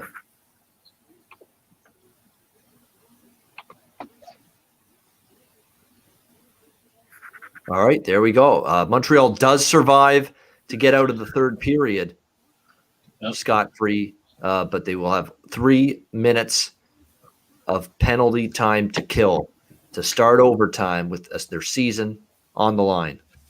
Wow. I'm going to charge my headset. I'll be back for the overtime. All right, sounds good. I was just There going we to say, go. We got ourselves an overtime. So third I'm period jump over. back on a little bit, but yeah, I think I'm going to jump off now. For good, or are you coming back for overtime? I might try to come back during. Let's see. It depends how many overtimes there are. Yeah, exactly. No, But I hear if you. it's one and good. it's good done in the first 5 minutes, I won't. But if it goes into the longer overtime, I'll jump back on. All right, but good if I stuff. don't see you, thanks for your hard work, and we all appreciate it. Everybody in the chat appreciates you, and Alex and Jimmy, and you guys do a great job. Yeah, absolutely. We appreciate it, Terry. Thanks again. It's been a good season. We're going to have a lot more Betcast next year, of course, like we mentioned during the regular season. Excuse me. So looking forward to those. Like I say, if you want to join us for overtime, you can. And if not, good stuff. Good to have you join us, and we'll see you again next time. For sure. Have a good one. All right, Terry. See ya. I hate to do this and leave dead air for a few minutes, but I haven't had a washroom break. I haven't had a chance to refill for a couple of periods, so I'm going to step out for just a couple of minutes. But we will be back. We will be here for overtime. 5 minutes or so, a little intermission, a little dead air won't hurt. It's not like this show is going to be produced or in podcast form or anything. So we'll be back. I'll be back at least in 5 minutes, and we will get ready for overtime. 2-2, Lightning and Habs. That Lightning will have a 3-minute power play with a chance to score a power play, game-winning, series-winning, Stanley Cup-winning goal to sweep this series, and Montreal needs to find a way to kill that 3 minutes remaining in that double minor to Shea Weber and then score themselves if they hope to see it live for another day and force a Game 5 in Tampa on Wednesday night. So stay tuned. We'll be back. I'll be back in a few minutes, and we'll get you set for overtime here in Game 4.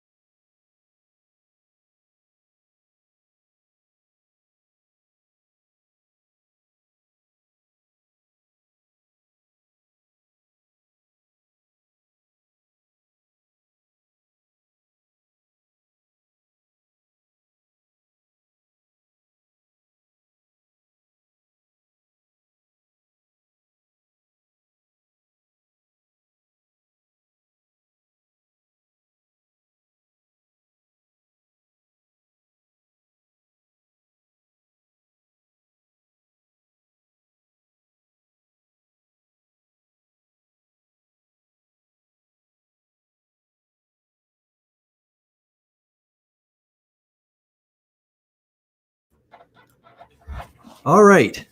We are back. We're both back. Alex is back. I didn't know he beat me to getting back here, but here we are. We're back, and we're just about ready for overtime here. I actually was texting back and forth. I got a text from Grant Arnold, one of our special guests on the Ice Guys in the past. He would have joined us tonight, but he's at a watch party for Game 4 of the Stanley Cup Final tonight. But he was very disappointed. He said, I would have been on with you guys for sure if I wasn't at that. But he has called Steven Stamkos to win it here in overtime for the Tampa Bay Lightning on this power play. So I will give him all the credit in the world if he's right on this for sure. Yeah, expected goals for Benjamin. I was just about to look that up. Thank you, Benjamin, for doing the work for me. 3.79 to 1.28.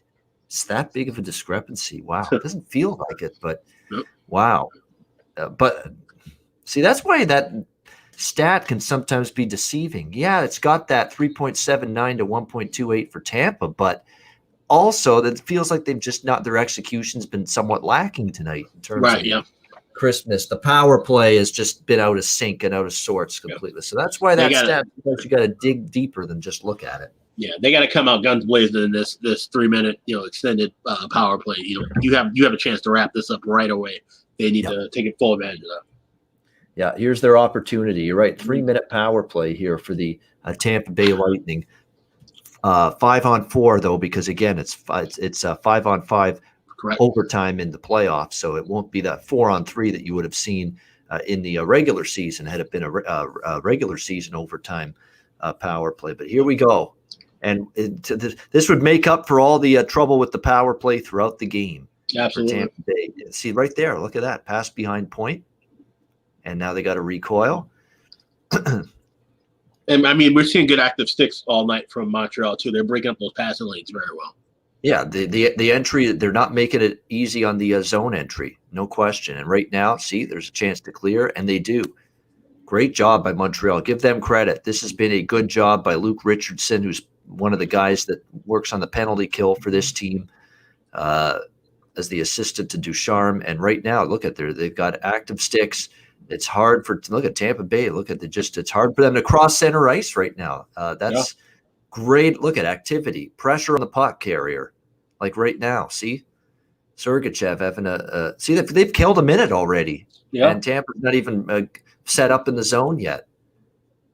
Now they will. It looks like if they got it set up, yes, they do. So now for the first time, they get to work it around and try to pick their spot and find an opening.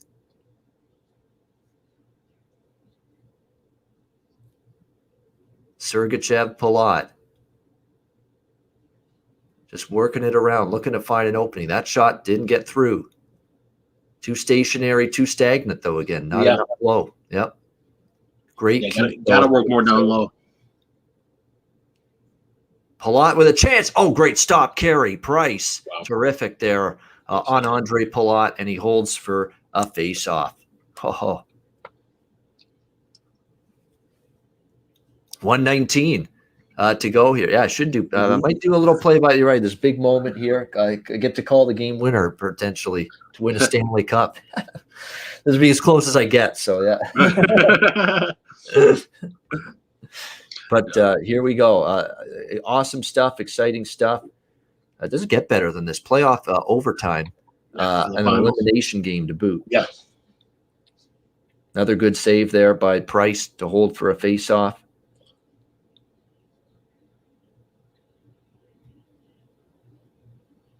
And the Cubs continue to suck. I'm seeing them just getting blown open. Sox lost 8-5 to the Twins. Yeah, fortunately. Oh, a little fumble at the blue line here. Montreal had a chance. Oh, what a stop! What a save that was by Vasilevsky on a shorthanded chance for Montreal. Yeah. There's a team who had 8 shorthanded goals this postseason. So. Yep. That was huge. Wow, and Tampa holds it in. Yep. 45. Get some traffic in front, though. Traffic in front. They're playing way too far out far wide on the wings.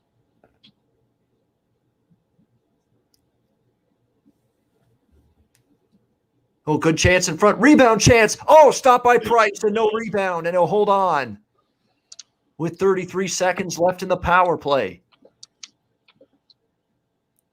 Wow. What a chance this was. This was Deneau. This pass was outstanding to Suzuki. What a stop with the right pad going right to left across the blue crease, the blue paint by Vasilevsky. Whew. Incredible tension, incredible chances. Even Montreal. I think the best chance was Montreal shorthanded. Yeah, that 2-on-1. Yeah, definitely. And now the timeout, which is now that I like this now. Finally, yeah. You're gonna get your big guns back out there. 30 seconds and change still left on the power play. 33. What a saucer pass that was from Deneau to Suzuki. Great stop by Vasilevsky. Wow. Showing it again. That's terrific right there.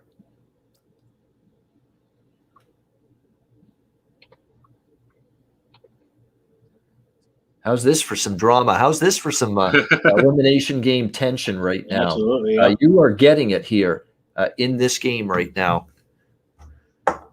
One goal away from either a sweep and a Stanley Cup being awarded to the Tampa Bay Lightning for the second straight year, or one goal away from a Game 5 in Tampa Bay on Wednesday night.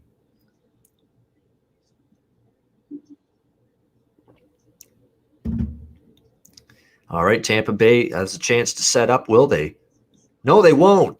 Aaron passed back to the blue line, evaded Hedman, and he's got to regroup with 20 seconds. That's frustrating, right? You call the timeout, you drop the play, and you can't can't keep the puck inside the zone. And now Kucherov loses it, and it's out.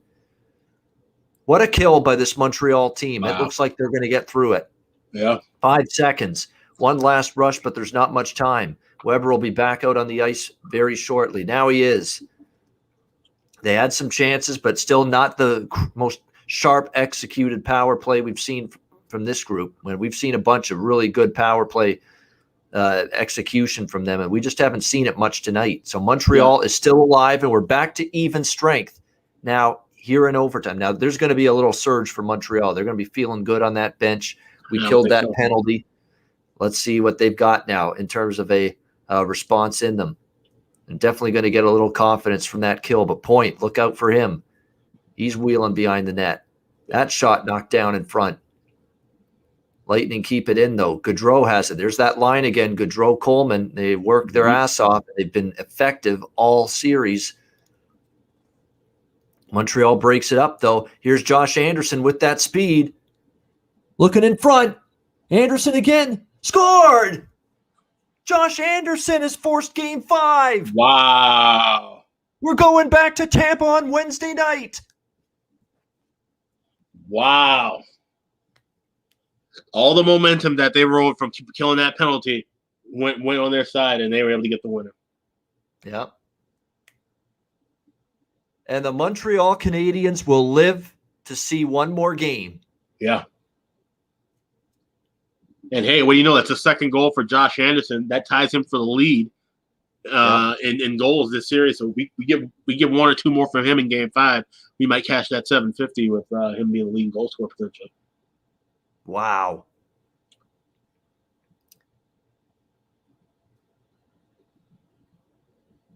And now we have ourselves something in what a game. First of all, it's Josh Anderson. What a game tonight for him. Yeah.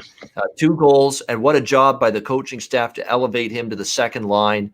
He was terrific. He was magnificent all night long. Dogged on the puck, determination, breakaway speed. He's got a combination of speed, strength, skill. And look at the pass. He gets the rebound, and there it is. He roofs that one on the rebound attempt. And there's nothing Tampa Bay could have done about it. And the Montreal Canadiens avoid the sweep. And we'll go back to Tampa Bay. One more hockey game in this NHL season. Wednesday night, Tampa Bay, Game 5. And the Montreal Canadiens get to test that. What is it? 14-0 now off a loss? Or I think it is 13 or 14. I think it's 13. You're right. 13-0 off a loss for Tampa Bay. The playoffs. That's going to be you're talking about a crowd of 20,000. You got a Tampa team like the 13-0 off a loss the last 2 postseasons. We know how rock solid Vasilevsky is in clinching games, but especially how he plays at home. Yeah. Hell of a win for Montreal tonight, but the real uphill climb will start on Wednesday. Yeah. Real uphill battle starts Wednesday for sure. I'm kind of in your camp. I don't know if this series will be extended past Wednesday. God forbid if it does, though. And Tampa Bay is that's gonna tighten a little bit on them if they don't finish it in Wednesday night, because then Montreal is going to feel like, hey, we can do this. I don't know if they're fully on board with we can do this, that mantra yet after tonight. They will start to buy into that mantra. We can do this. We can come back and win this thing. Keep in mind, we did not see the best game from Tampa Bay at all, and we saw pretty much the A-plus effort of Montreal, and it still was a 3-2 overtime decision. So, yes, they stay alive. Great job by Montreal. 3-2 in overtime. Josh Anderson with the game winner. And Montreal finds a way. Look, Price was terrific tonight. Best game of the series by far for Carey Price tonight. No doubt about that. No question whatsoever. He delivered his best performance of this series tonight. And finally, for the first time in this series, you can say he outplayed Vasilevsky. And not that Vasilevsky was poor. I don't think they couldn't have done much about any of the goals, but Price elevated tonight when he had to, and the Montreal Canadiens extend this series to Game 5 on Wednesday night. So Wednesday will be an Ice Guys show.